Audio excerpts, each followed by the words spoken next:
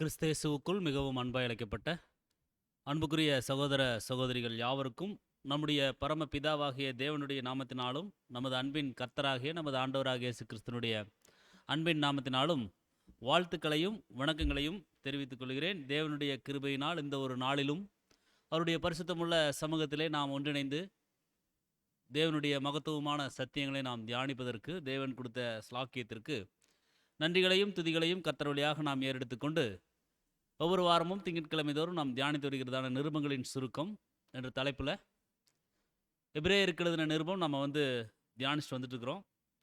அதில் இன்றைய தினத்தில் அன்புக்குரிய சகோதர சொல்ல பாகம் 77 எபிரேயருக்கு எழுதின நிருபம் பகுதி 11க்குள்ளே நம்ம கடந்து செல்கிறோம். விசேஷமாக நாம் 3 அதிகாரங்கள் பார்த்து நிறைவு செய்திருக்கிறோம். ஸோ இன்றைய தினத்தில் நாம் 4வது அதிகாரத்துக்குள்ளே கடந்து செல்கிறோம். இந்த ஒரு அதிகாரம் 3 பிரிவுகளாக நம்ம பார்க்க போகிறோம். ஸோ கடந்த வகுப்பில் தியானித்த அநேக சத்தியங்களை தான் மறுபடியும் ஒரு ரீகால் அங்கே அப்போஸ்தலனாகிய பவுல் சொல்கிறாங்க. அதாவது தடுமாற்றம் அடைந்த அந்த ஒரு யூதர்களுக்கும் ஸோ அதிலிருந்து வெளிவந்த கிறிஸ்தவர்களுக்கும் அநேக புத்திமதிகளையும் அநேக சத்தியங்களையும் இங்கே அப்போஸ்தலனாகிய பவுல் 4ஆம் அதிகாரத்தில் சொல்கிறார். ஸோ இது அவர்களுக்கு மட்டுமா அப்படின்னா இல்லை, இது நமக்கும் பாடங்களை கற்றுத்தருது அப்படிங்கிறத நம்ம பார்க்குறோம். ஸோ விசுவாசத்தில் தடுமாற்றம் அடைஞ்சிட்டாலும் அதுக்கப்புறம் எப்படி சத்தியத்தில் பலப்படணும் அப்படிங்கிற அந்த ஒரு புத்திமதிகளையும் இங்கே அப்போஸ்தலனாகிய பவுல் என்ன பண்ணுறாங்கன்னா எடுத்து சொல்கிறார். ஸோ மீண்டும் அந்த ஒரு விசுவாசத்துக்குள்ளே வந்திருக்கிறவங்கள பார்த்து நீங்கள் எப்படிப்பட்ட அழைப்புக்குள்ளே வந்திருக்கிறீங்க தெரியுமா அப்படின்னு சொல்லி இதற்கு முந்தைய அதிகாரங்கள்லாம் நம்ம படித்தோம். ஸோ நீங்கள் எப்படிப்பட்ட ஒரு விசுவாசத்துக்குள்ளே வந்திருக்கிறீங்க, எப்படிப்பட்ட அழைப்புக்குள்ளே வந்திருக்கிறீங்க, நீங்கள் பெரிதான ரட்சிப்புக்குள்ளே நீங்கள் வந்திருக்கிறீங்க. ஸோ நீங்கள் பெரிதான ரட்சிப்புக்குள்ளே மகா மேன்மையும் அருமையுமான அந்த ஒரு அழைப்புக்குள்ளே நீங்கள் வந்திருக்கிறதுனால கேட்டவைகளை விட்டு விலகாமல் இருக்கணும். அதே சமயம் கேட்ட சத்தியங்களும் உங்களை விட்டு நீங்கள் விலகாமல் பார்த்து கொள்ளணும் அப்படின்னு சொல்கிறார். ஸோ நிறைய சத்தியங்களை நம்ம கேட்டிருக்கிறோம். அந்த சத்தியங்கள் ஒவ்வொன்றுமே நம்முடைய சீர்திருந்துதலுக்கும் நமக்கு படிப்பினைகளை ஏற்படுத்தும் விதமாகத்தான் தேவன் என்ன பண்ணியிருக்காங்கன்னா நம்மளுக்கு கொடுத்துருக்கார். இன்றைய தினத்தில் எபிரேயருக்கு எழுதின நிருபத்தின் மூலமாக தேவன் நம்மளை சீர்பொருந்த பண்ணுறார். ஸோ அவர்கள் வாழ்வில் நடந்த அநேக நிகழ்வுகள் நமக்கு ஒரு படிப்பினைகளை கற்றுத்தரக்கூடியதாக இருக்குது. ஸோ இந்த அழைப்புக்குள்ளே நம்ம வந்ததற்கு மிக முக்கிய காரணமே யாருன்னு சொல்லி பார்த்தோம்னா நம்ம ஆண்டவராக இயேசு கிறிஸ்து தான். ஏன்னா அவர் நமக்காக மரித்து உயிரோடு எழுந்ததுனால தான் நம்முடைய மகா மேன்மையும் அருமையுமான இந்த ஒரு சத்தியங்களை நம்ம தியானிக்க முடியும். ஸோ நம்ம ஜீவகாலம் முழுவதுமே ஒரு மரண பயத்தில் நாம் இருந்தோம். ஸோ அந்த ஒரு மரண பயத்திலிருந்து நம்மளை விடுதலை செய்து பாருங்க, ஒரு ஆச்சரியமான மற்றும் ஆசீர்வாதமான ஒரு நாட்களை நம்மளுக்கு தேவன் கிருபையாக கொடுத்துருக்கார். ஸோ இன்றைய தினத்தில் நம்ம மத்தியில் அந்த மரணம் குறித்ததான பயம் இல்லை. இன்னைக்கு உலகத்தார், ஏன்னா தெசலோனிக்கேயர்கள் அப்போஸ்தலனாகிய பவுல் சொல்லும்போது சொல்லுவார், ஸோ இறந்தவர்கள் நிமித்தம் மரித்தவர்கள் நிமித்தம் நீங்கள் துக்கித்து அழுகாதீங்க, அப்படி அழுகிறது எனக்கு சரியாக படலை அப்படின்னு சொல்லுவார். ஏன்னா அவங்க என்றைக்குமே பார்க்க மாட்டோம், ஒரு மிகப்பெரிய ஒரு சம்பவம் நம்முடைய வாழ்க்கையில் நடந்துருச்சு அப்படின்னு நினச்சி அவங்க அழுகுறாங்க. ஆனால் நமக்கு அப்படிப்பட்ட ஒரு சோகமோ ஒரு அழுகையோ ஒரு கூக்குரலோ மனக்கலக்கமோ அடைய தேவையில்லை. ஏன் அப்படின்னா நம்மளுக்கு தேவன் மகா மேன்மையும் அருமையுமான அவருடைய வாக்குத்தத்தங்களை கொடுத்துருக்கார். ஸோ மரண பயத்திலிருந்து நீங்கி மேலான ஜீவனுக்குள்ளே கடந்து செல்லக்கூடிய ஒரு பரிசுத்தமான ஒரு வாழ்க்கையை நம்மளுக்கு கொடுத்துருக்கார் அப்படிங்கிறத சொல்கிறார். அதே போல் நம்மளை பரிசுத்த சகோதரர் அப்படின்னு சொல்லி அழைக்கிறார். ஸோ இந்த ஒரு நிகழ்வுகளோடு தான் 3ஆம் அதிகாரத்தை ஆரம்பித்தார். அதாவது பரம அழைப்புக்கு பங்குள்ளவர்களாகிய பரிசுத்த சகோதரரே அப்படின்னு சொல்கிறார். ஸோ பரம அழைப்புக்கு பங்குள்ளவர்களாக இருக்கிறபடினால விசுவாசத்தில் நம்ம என்ன பண்ணிடக்கூடாதுன்னா சோர்ந்து போயிடக்கூடாது. ஸோ ஒரு தேவனுடைய காரியங்களில் தேவனுடைய ஊழியங்களில் ரொம்ப உற்சாகமாக மிகுந்த நம்பிக்கையாக நம்ம இருக்கணும் அப்படிங்கிறது அப்போஸ்தலனாகிய பவுல் அந்த ஒரு 3ஆம் அதிகாரத்தில் சொல்கிறார். ஸோ அடுத்ததாக இஸ்ரேல் ஜனங்கள் தேவனை கோபப்படுத்தியிருக்கிறாங்க. ஸோ இதே போல் பாருங்கள், இஸ்ரேல் ஜனங்களுடைய வாழ்க்கையினுடைய படிப்பினைகள் நமக்கும் தான். ஸோ இதே போல் நாம் உடன்படிக்கை செய்ததிலிருந்து இப்போ வரைக்கும் இந்த நிமிடம் வரைக்கும் ஸோ நம்ம தேவனை எந்தெந்த விதங்களில் நம்ம வருத்தப்படுத்தியிருக்கிறோம், எந்தெந்த விதங்களில் நம்ம கோபப்படுத்தியிருக்கிறோம், ஸோ இதெல்லாம் நம்ம என்ன பண்ணணும்னா, ரியலைஸ் பண்ணி பார்க்கணுங்கிறத நம்ம வந்து பார்க்குறோம். இத குறிச்சு பின்னால அதிகாரங்கள்லயும் அப்போஸ்தலனாகிய பவுல் வந்து பேசுவாங்க. அதாவது 5ஆம் அதிகாரத்திலலாம் பேசுவார். ஸோ இந்த ஒரு பரம அழைப்புக்குள்ள இருக்கக்கூடிய நம்மளுக்கு சொல்றாரு, இந்த பரம அழைப்புக்குள்ள இருக்கக்கூடிய நீங்க மேன்மை பாராட்டுங்க. மிகுந்த மகிழ்ச்சியோட, தெய்வீக சமாதானத்தோட இருங்க. எப்படி அப்படின்னா, பாருங்க இப்ப நாம ஒரு நாள் தூங்கி எழும்பொழுது, நமது அன்பின் கர்த்தரோட இருப்பது போல நம்ம வந்து கற்பனை செய்து பார்க்கும் பொழுது, நம்மளுக்கு எவ்வளோ ஒரு பிரமிப்பு உண்டாகும். நம்ம ஒரு நாள் தூங்கி எந்திரிக்கிறோம். எப்பவும் போல நாம வந்து படுக்கைக்கு போறோம். அப்படி படுக்கைக்கு போய் நாம வந்து எழுந்திரிக்கும் பொழுது, நம்முடைய கர்த்தரோடு நம்ம இருப்பது போல இருந்தா, எவ்வளோ ஒரு மகிழ்ச்சியா இருக்கு, எவ்வளோ ஒரு பிரமிப்பா இருக்கு. ஸோ, அத நம்ம கற்பனை செஞ்சு பார்க்கலாம். ஸோ, அன்புக்குரிய சகோதர சகோதரிகளே, இந்த விஷயங்கள தான் இங்க அப்போஸ்தலனாகிய பவுல் வந்து என்ன பண்றாருன்னா, புரிய வைக்கிறார். ஸோ, இந்த எபிரேயர் 4ஆம் அதிகாரத்தில தேவனுடைய இளைப்பாறுதல்ல பிரவேசிக்கிறத பத்தி பேசுறாரு. ஸோ, அந்த தேவனுடைய இளைப்பாறுதல்ல எப்படி பிரவேசிக்க முடியும் அப்படின்னா, விசுவாசத்தின் மூலமாகத்தான் முடியும். ஸோ, இந்த விசுவாசத்தின் மூலமாகத்தான் அந்த ஒரு இளைப்பாறுதலுக்குள்ள நம்ம போக முடியும். ஸோ, பழைய ஏற்பாட்டுல இஸ்ரேலர்கள் வந்து அந்த ஒரு வாக்குத்தத்த தேசத்தில பிரவேசிக்க தவறியது போல. ஏன்னா, அவங்களுக்கு விசுவாசம் இல்ல. கடந்த அதிகாரங்களெல்லாம் பார்த்தோம். அவ்விசுவாசம் உள்ள பொல்லாத இருதயம், கடின இருதயம், முரட்டாட்டம், தேவன பரீட்சை பார்க்கிறது, தேவன் மீது சுத்தமா நம்பிக்கையே இல்லாம அவர் கூட பயணம் செய்யறது. ஸோ, இந்த விஷயங்கள் எல்லாம் அவர்கிட்ட இருந்துச்சு. அதனால தான் சொல்றாரு, விசுவாசம் இல்லாமல் கேட்டவங்களுக்கு சுவிசேஷத்தினுடைய பலன் கிடைக்காது அப்படின்னு சொல்றாரு இந்த 4ஆம் அதிகாரத்துல. ஸோ, கேட்கிற சத்தியம் நம்முடைய வாழ்க்கையில கிரியை செய்யணும் அப்படின்னா விசுவாசிக்கணும். விசுவாசம் இல்லாம நம்ம கேட்டுட்டு என்னுடைய வாழ்க்கையில எந்த ஒரு அதிசயங்களும் தெய்வீக வழிநடத்துதலும் நடக்கல அப்படின்னா பிரயோஜனம் இல்ல. அன்புக்குரிய சொல்ல தப்பு நம்ம பக்கம் தான். அதைத்தான் சொல்லி புரிய வைக்கிறார் இந்த 4ஆம் அதிகாரத்துல. விசுவாசம் இல்லாமல் கேட்டவர்களுக்கு சுவிசேஷத்தினுடைய பலன், அதாவது ஆசீர்வாதம், அதாவது தெய்வீக வழிநடத்துதல் கிடைக்காது. இதை நம்ம கிளியரா புரிஞ்சுக்கணும். ஏன்னா நம்ம எந்த ஒரு சத்தியம் நம்ம வந்து கேட்டாலும் தேவன் தான் பேசுறாங்கன்னு நினைக்கணும். தேவன் தான் நம்மளுக்கு கற்றுக் கொடுக்கிறார். ஸோ, தேவனுக்கு நாம கொடுக்கக்கூடிய நேரங்களை நாம வேற எதுக்கும் நம்ம என்ன பண்ணக்கூடாதுன்னா செலவு பண்ணக்கூடாது. அது ஆசீர்வாதம் இருக்காது. ஸோ, நம்ம விசுவாசத்தினால அவருடைய இளைப்பாறுதல்ல நம்ம பிரவேசிக்கக்கூடிய ஸ்லாக்கியம் பெற்றுக்கிறோம். அன்புக்குரிய சகோதர சொல்ல. ஸோ, நம்ம தேவனுடைய மகிமையை வெளிப்படுத்தக்கூடியவர்களாக இருக்கணும். Reflecting God's glory. ஸோ, தேவனுடைய மகிமையை வெளிப்படுத்தக்கூடிய மேன்மையான ஒரு ஸ்லாக்கியம் நம்மளுக்கு வந்து கிடைச்சிருக்கு. அப்படின்னா அவரை மகிமைப்படுத்தும் விதமாக நம்முடைய அன்றாட நிகழ்வுகள் அங்க இருக்கணும். ஸோ, அதில் தான் தேவனை மகிமைப்படுத்த முடியும். ஸோ, பாருங்க 1 யோவான் 3:2 சொல்றாரு, பிரியமானவர்களே, அந்த வார்த்தையை ரொம்ப அழகா அப்போஸ்தலன் சொல்றாங்க. பிரியமானவர்களே, இப்பொழுது தேவனுடைய பிள்ளைகளா இருக்கிறோம், இனி எவ்விதமா இருப்போம் என்று இன்னும் வெளிப்படல. ஆகிலும் அவர் வெளிப்படும் போது அவர் இருக்கிற வண்ணமாகவே நாம் அவரை தரிசிப்பதனால் அவருக்கு ஒப்பாயிருப்போம் என்று அறிஞ்சிருக்கிறோம். அவர் மேல் இப்படிப்பட்ட நம்பிக்கை வைத்திருக்கிறவன் எவனும் அவர் சுத்தமுள்ளவராய் இருக்கிறது போல தன்னையும் சுத்திகரித்துக் கொள்கிறான். அப்படி ஒரு கேள்வி கேட்டோம் இல்லைங்களா? எப்பவும் போல தூங்குறோம், காலையில கர்த்தரோடு இருந்தோம்னா எவ்வளவு பிரமிப்பா இருக்கும். அதைத்தான் சொல்றாங்க. இப்போ நம்ம தேவனுடைய பிள்ளைகளா இருக்கிறோம், இனி எவ்விதமா இருப்போம் என்று இன்னும் நம்மளுக்கு வெளிப்படல.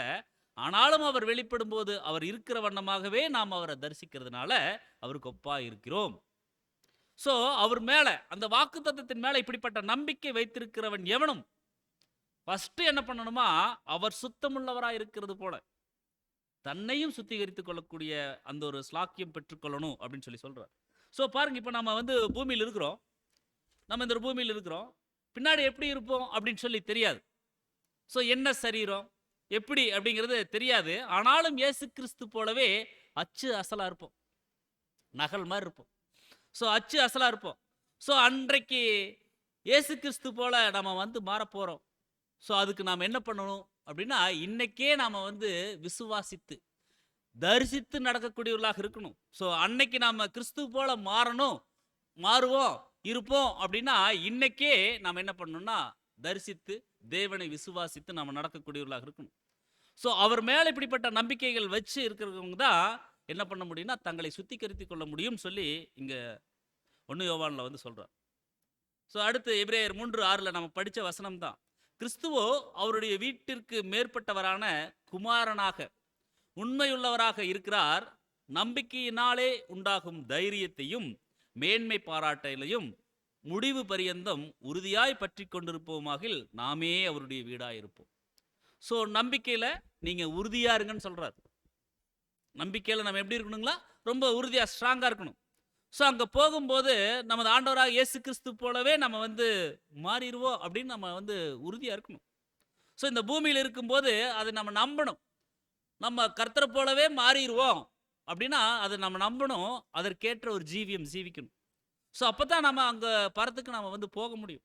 ஸோ இதைத்தான் யூதர்களும் அவர்களுக்கும் சொல்கிறாரு, நமக்குமே சொல்கிறார். அங்கே எபிரேயருக்கு சொல்கிறார், எழுதுறாரு இல்லைங்களா? இதே விஷயம்தான் நமக்கும் சொல்கிறார். ஸோ மேலும் விசுவாசத்தை பற்றி அப்போஸ்தலனாகிய பவுல் சொல்லும்போது, விசுவாசம் அப்படிங்கிறது நம்பப்படுகிறவைகளின் உறுதியும் காணப்படாதவைகளின் நிச்சயம். ஸோ நம்ம பார்க்காத தேவனை தரிசிக்க போகிறோம். பார்க்காத தேவனை நம்ம வந்து பார்க்க போகிறோம் அப்படின்னா, இப்போ நம்ம பார்க்கல. ஆனாலும் நம்ம என்ன பண்ணணும்? தரிசித்து விசுவாசித்து பார்க்காத தேவனுக்கு பயபக்தியோடு நம்ம நடக்கணும். அதுதான் ஆசீர்வாதம். ஸோ அதைத்தான் அங்கே என்ன பண்ணுறாருன்னு சொல்லி பண்ணால் அங்கே புரிய வைக்கிறார் பிரியமான சகோதர சகோதரிகள். ஸோ நாம் பரலோக ஆட்சியை நம்ம வந்து பார்க்கல. பரலோகத்தினுடைய கவர்மெண்ட் நம்மளுக்கு தெரியாது. ஆனாலும் நம்ம நம்புகிறோம்.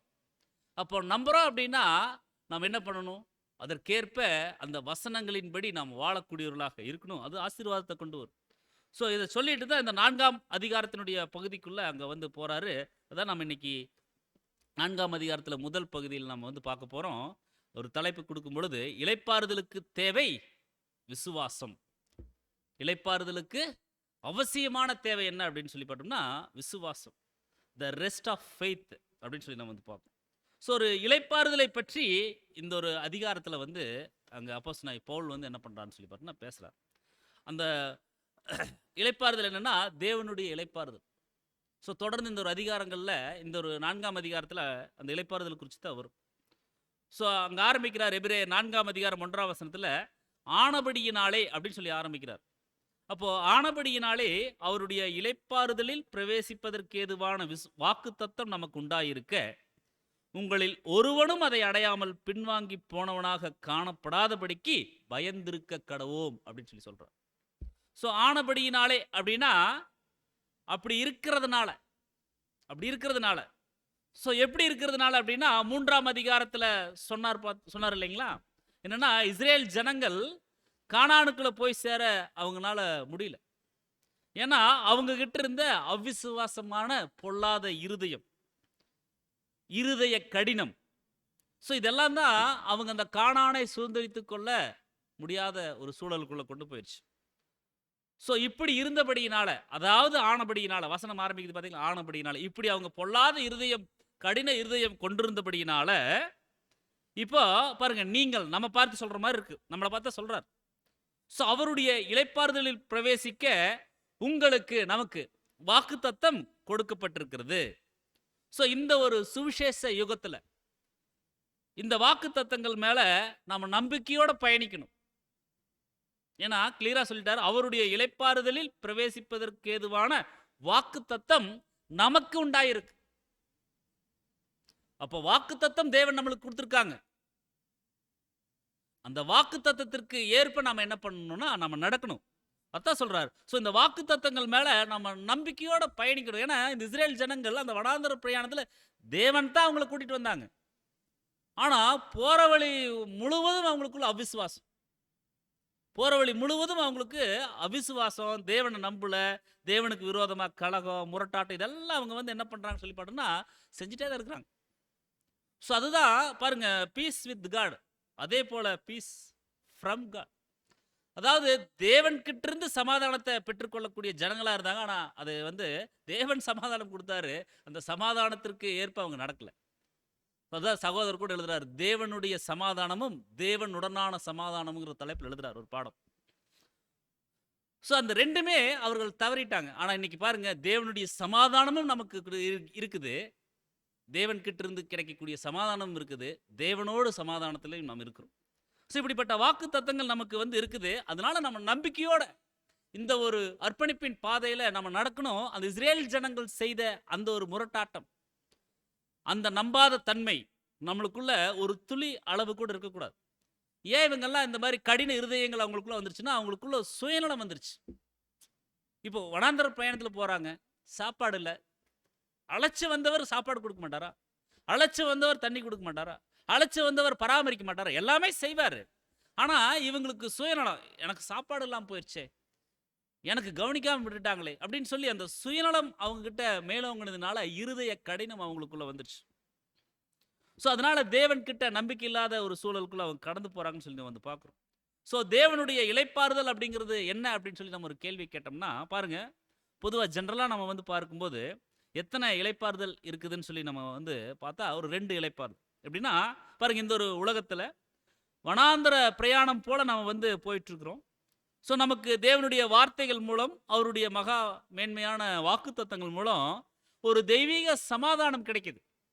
ஒரு தெய்வீக சமாதானம் ரொம்ப கவலையோடு இருக்கும்போது, ரொம்ப கவலையோடு இருக்கும்போது தேவனுடைய வார்த்தைகள் ஏதோ ஒரு விதத்தில் நம்மளுக்கு கிடைக்கும். நம்மளை ஆறுதல் படுத்தும், நம்மளை உற்சாகப்படுத்தும். ஸோ இது வந்து இந்த தெய்வீக சமாதானத்தில் நம்ம வந்து வாழ்றது அப்படிங்கிறது ஒரு இளைப்பாறுதல். இது ஒரு வித இளைப்பாறுதல். ஸோ 2வது இளைப்பாறுதல் நம்ம வந்து பார்க்கும் பொழுது அது தேவனுடைய இளைப்பாறுதல். ஸோ இந்த 4ஆம் அதிகாரத்தில் அதைத்தான் சொல்றாரு, தேவனுடைய இளைப்பாறுதல். ஸோ அந்த இளைப்பாறுதலை பற்றி தான் பேசுறார்.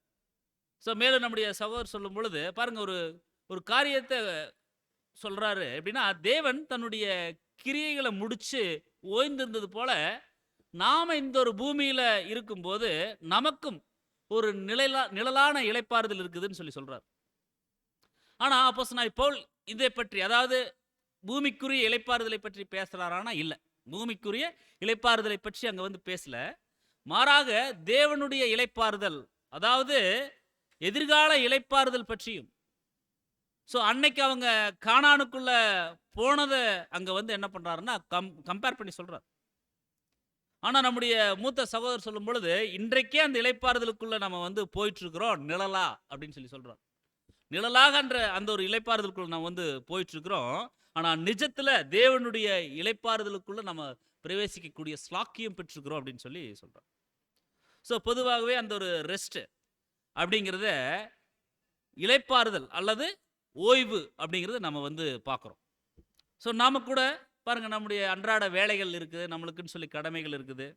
அது அலுவலக வேலையாக இருக்கட்டும், அல்லது வீட்டு செய்யக்கூடிய வேலையாக இருக்கட்டும். ஸோ இது எல்லாத்தையும் நம்ம வந்து முடிச்சுட்டு கொஞ்ச நேரம் நம்ம என்ன பண்ணுறோம் அப்படின்னா இளைப்பாறுறோம், அதாவது ஒரு ரெஸ்ட் எடுக்கிறோம்.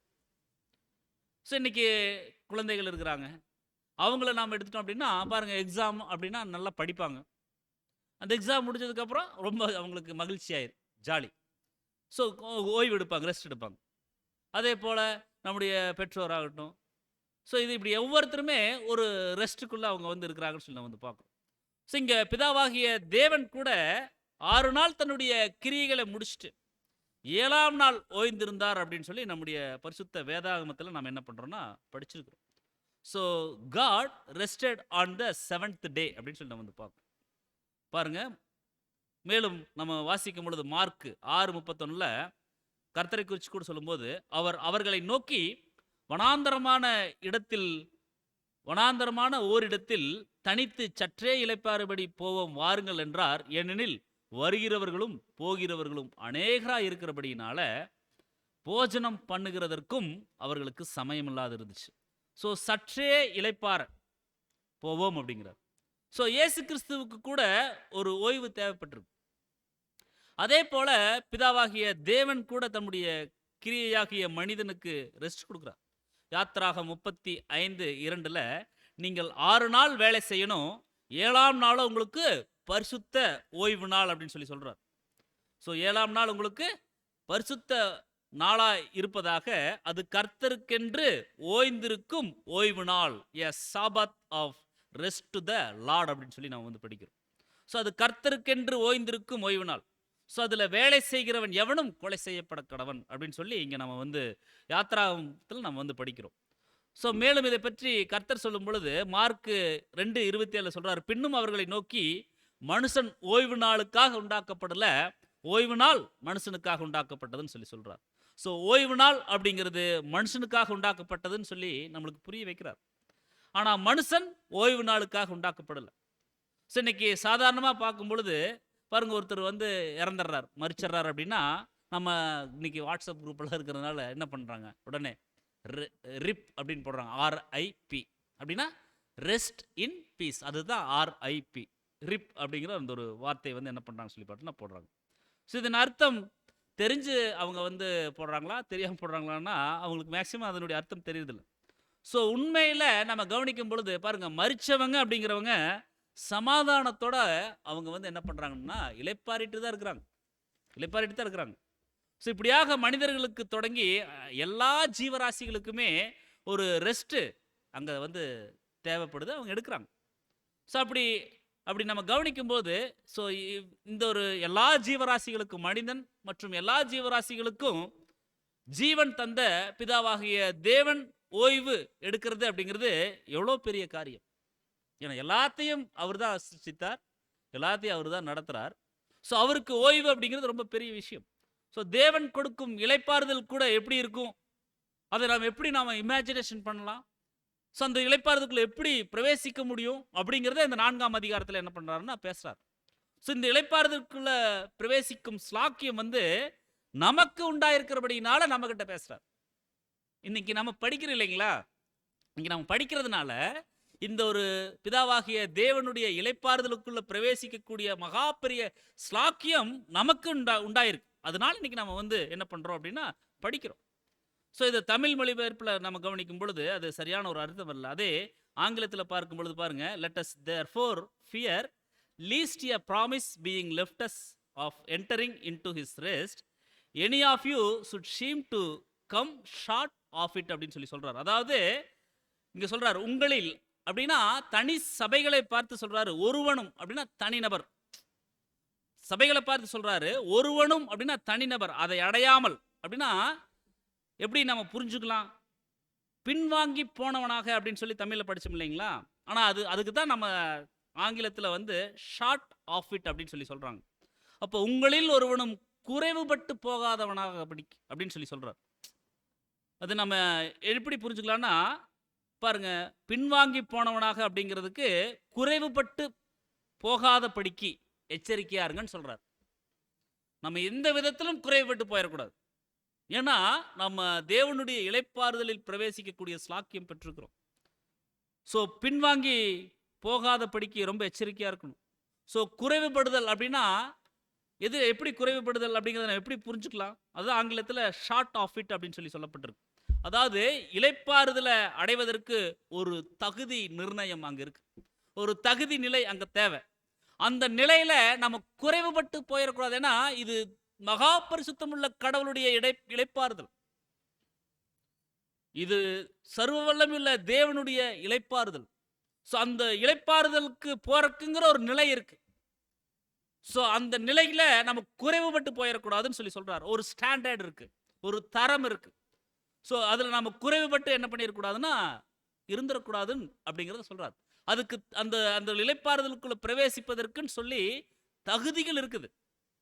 அதைத்தான் நம்ம வந்து பார்க்குறோம்.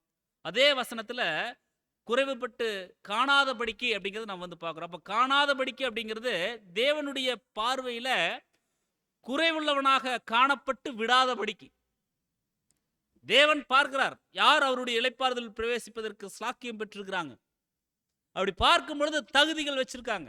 ஸோ அந்த தகுதிகளை பார்க்கும் பொழுது நம்ம குறைவுபட்டு போயிடக்கூடாது. அதே போல தேவனுடைய பார்வையில குறைவுள்ளவர்களாக காணப்படாதபடிக்கு எச்சரிக்கையா இருக்கணும், மிகுந்த பயபக்தியோடு இருக்கணும். ஏன்னா இவர் மகா பரிசுத்தம் உள்ள கடவுள்.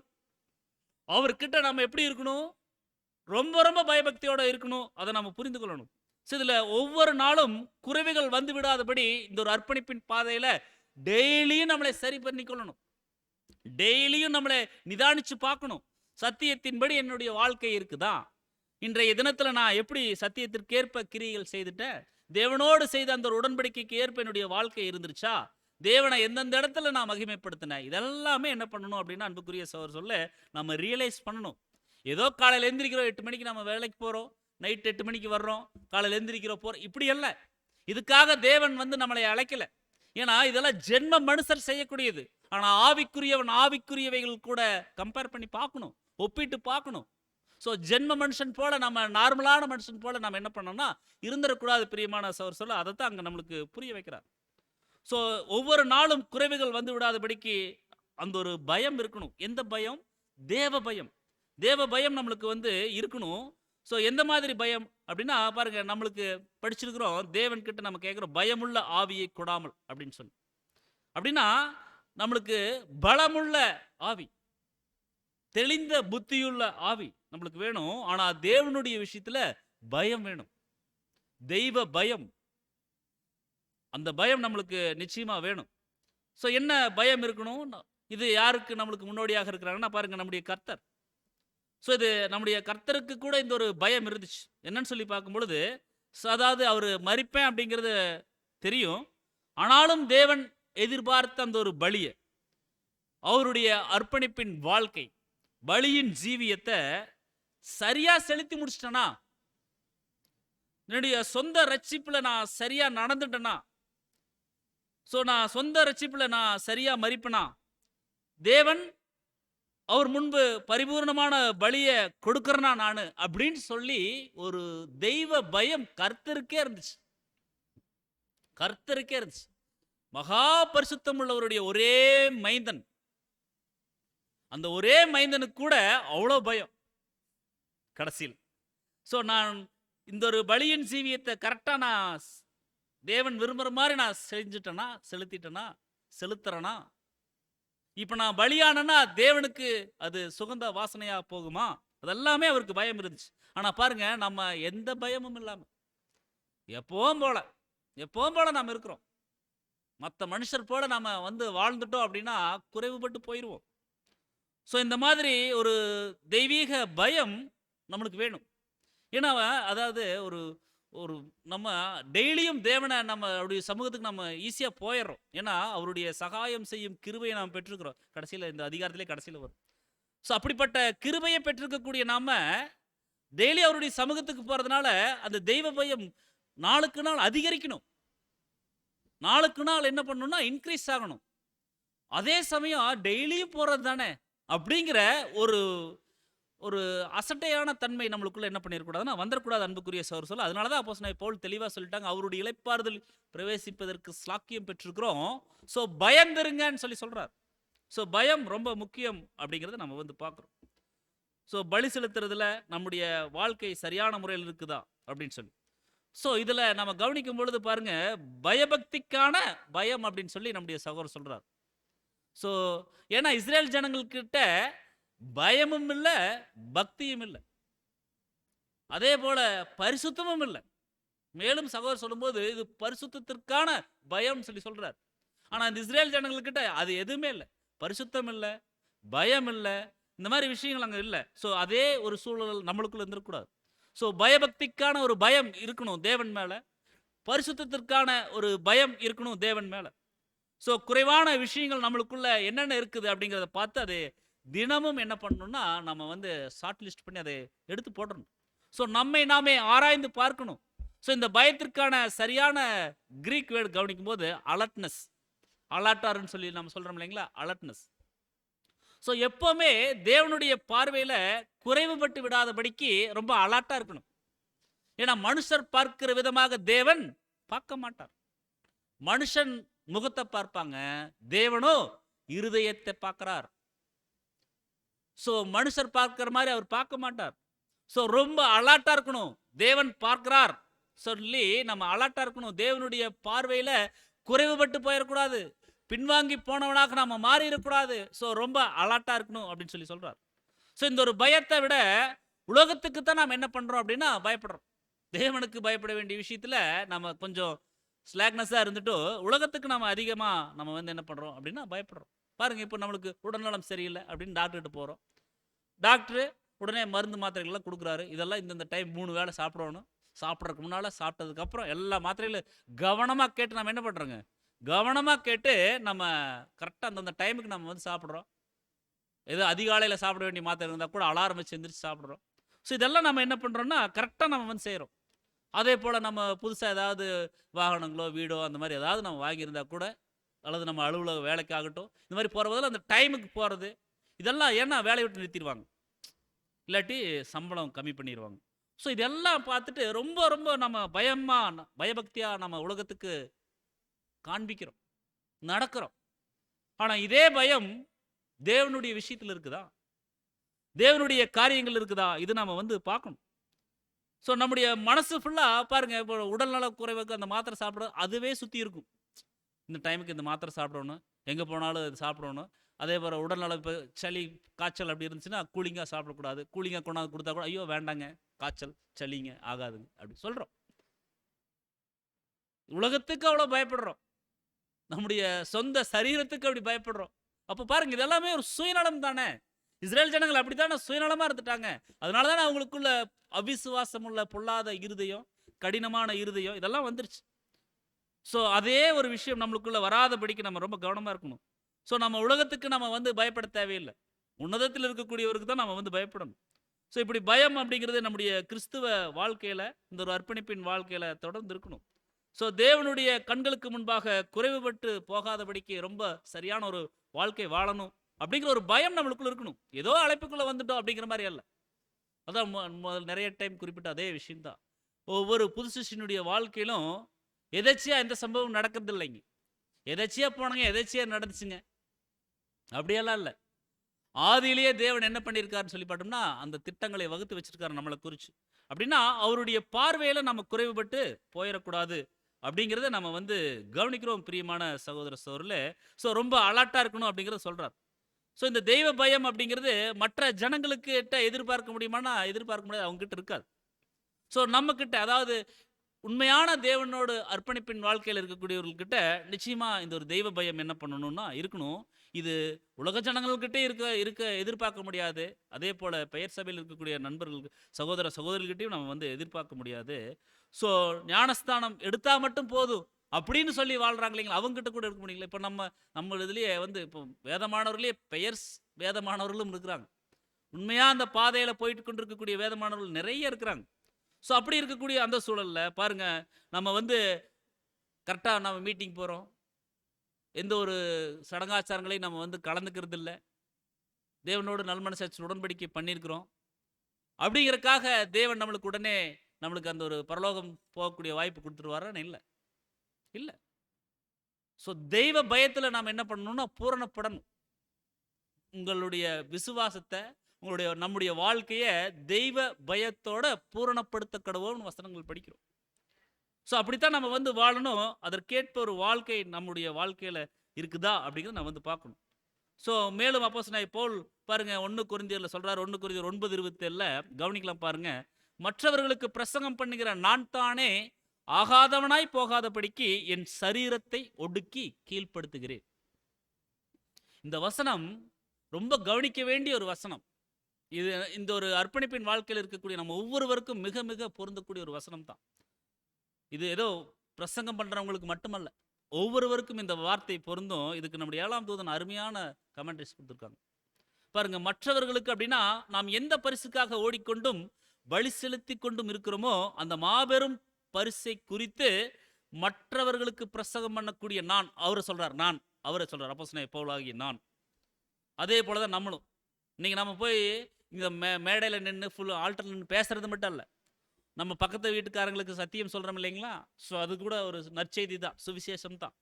ஸோ மற்றவர்களுக்கு பிரசங்கம் பண்ணக்கூடிய நான், தேவ ஜனம் உலகத்திற்காக என்ன செய்ய வேண்டும் என்பதெல்லாம் 2ஆம் பட்சமாக இருக்கணும். வாய்ப்பு கிடைத்தால் மாத்திரம் அப்படி செய்யணும். தேவ ஜனத்தின் தலையாய வேலை தங்களுக்காக இருக்க வேண்டுமே ஒழிய உலக மாற்றத்திற்காக ஏற்பாடு செய்வதற்கான காலம் எதுவும் இல்லை. ஃபர்ஸ்ட் நம்முடைய சொந்த ரட்சிப்பை பார்க்கணும். உலகம் எல்லாத்தையும் ஆதாயப்படுத்திட்டு தன்னுடைய ஜீவனை நஷ்டப்படுத்திட்டா அதில் பிரயோஜனம் என்னங்க? ஒரு பிரயோஜனம் இல்லை. அதுதான் சொல்றார், தேவ ஜனத்தினுடைய முக்கிய வேலை, தலையாய வேலை என்னன்னா தங்களுக்காக இருக்கணும். தன்னை எந்த அளவுக்கு தேவனுக்கு முன்பாக குறைவில்லாமல் நிறுத்துவதற்கு தயார் பண்றோம், அலர்ட்டா இருக்கிறோம், அது ரொம்ப முக்கியம். அதுதான் அங்க சொல்றாரு. அதே போல பிரசங்கம் பண்ணுகிற அப்படின்னா அறிவுறுத்தக்கூடிய நான். அடுத்த ஒரு அருமையான ஒரு பாயிண்ட் கொடுக்குறாங்க. மற்றவர்களுக்கு பிரசங்கிப்பதெல்லாம் என்னை ராஜ்யத்துக்குள் கொண்டு சேர்க்காது. பெரிய பெரிய சத்தியங்கள் பேசிட்டாலும், நிறைய பாடங்கள் எடுத்துட்டாலும், நிறைய விஷயங்கள் படிச்சுட்டாலும், நம்மளுக்குள்ள நிறைய விஷயங்கள் உள்ள செலுத்திக்கிட்டாலும் பாருங்க, மற்றவர்களுக்கு பிரசங்கிப்பதெல்லாம் என்னை ராஜ்யத்துக்குள் கொண்டு சேர்க்காது. நான் என் சரீரத்தை ஒடுக்கணும், என் சரீரத்தை என்னுடைய கட்டுக்குள்ள வச்சிருக்கணும், தேவனுடைய சத்தியத்தின் கட்டுப்பாட்டுக்குள்ள வச்சிருக்கணும். ஸோ அதை நான் புதிய சிந்தைக்கு கீழ்ப்படுத்தி வைத்திருக்கணும். அதுதான் ராஜ்யத்துக்குள்ள கொண்டு போய் சேர்த்தோம் சொல்றார். நான் இது தேவனையும் மனுஷரையும் அன்பு கூறக்கூடிய புதிய நான். அப்படின்னா பழைய நான் ஒளிஞ்சிருச்சு, பழையவைகள் ஒளிஞ்சு போயிருச்சு. எப்ப தேவனோடு நம்ம உடன்படிக்கைக்குள்ள வந்து இனிமேல் உங்களுக்காகத்தான் அப்படின்ட்டு வர்றோமோ அப்பவே புதிய நான். ஸோ நம்முடைய சரீரத்தை எப்ப நாம ஒடுக்கி கீழ்ப்படுத்துறோமோ அப்ப புதிய நான். ஸோ அந்த புதிய நான் இது பரிசுத்தத்தை வாஞ்சித்திடும். நம்ம அப்படி வாஞ்சிக்கிறோமா? இதெல்லாம் யோசிக்கணும் நம்ம. ஸோ நம்ம பரிசுத்தத்தை வாஞ்சித்திடும், சமாதானத்தை நாடிடும், மென்மேலும் கர்த்தராக இயேசு கிறிஸ்துவின் மிகச் சரியான சாயலாக மாறுவதற்கு அனுதினமும் முயற்சித்திடும். கர்த்தருடைய ஜனங்கள் அனைவருக்கும் ஒரு பாடத்தை போதிக்க வேண்டும் என்ற தெளிவான ஒரு நோக்கத்தோட அப்போஸ்தலனாகிய பவுல் தன்னை குறிப்பா பேசுறார். அவர் எவ்வளோ பெரிய ஒரு ஊழியக்காரர், அவரை குறிச்சு பேசுறாருங்க. ஸோ ஆகாதவன் அப்படின்னா அவரு கூட பாருங்க, அவ்வளோ பரிசுத்தமுள்ள ஒரு வேலையை செஞ்சவர் நிராகரிக்கப்பட்டவனாய், அவர் தனது உத்தமத்தில் உறுதியாய் நிற்கவும் கிருபையில் வளரவும் தொடர்ந்து கொண்டிருக்கும் வரையில் தனது அழைப்பையும் தெரிந்து கொள்ளுதலையும் உறுதி செய்யாமல் தவறிவிட வாய்ப்புள்ளது. எனக்கு மரண பரியந்தம் நிலை நிற்பவங்க தான் ரட்சிக்கப்படுவாங்க. ஸோ திரள் கூட்டத்தினரின் அந்த ஒரு பலனை மாத்திரமோ அல்லது 2ஆம் மரணத்தையோ பெற்றுக்கொள்ளக்கூடியவனாக நம்ம மாறி இருக்கக்கூடாது. அதெல்லாம் பயம் அவருக்கு. ஆகாதவனா போயிடக்கூடாது சொல்றார்.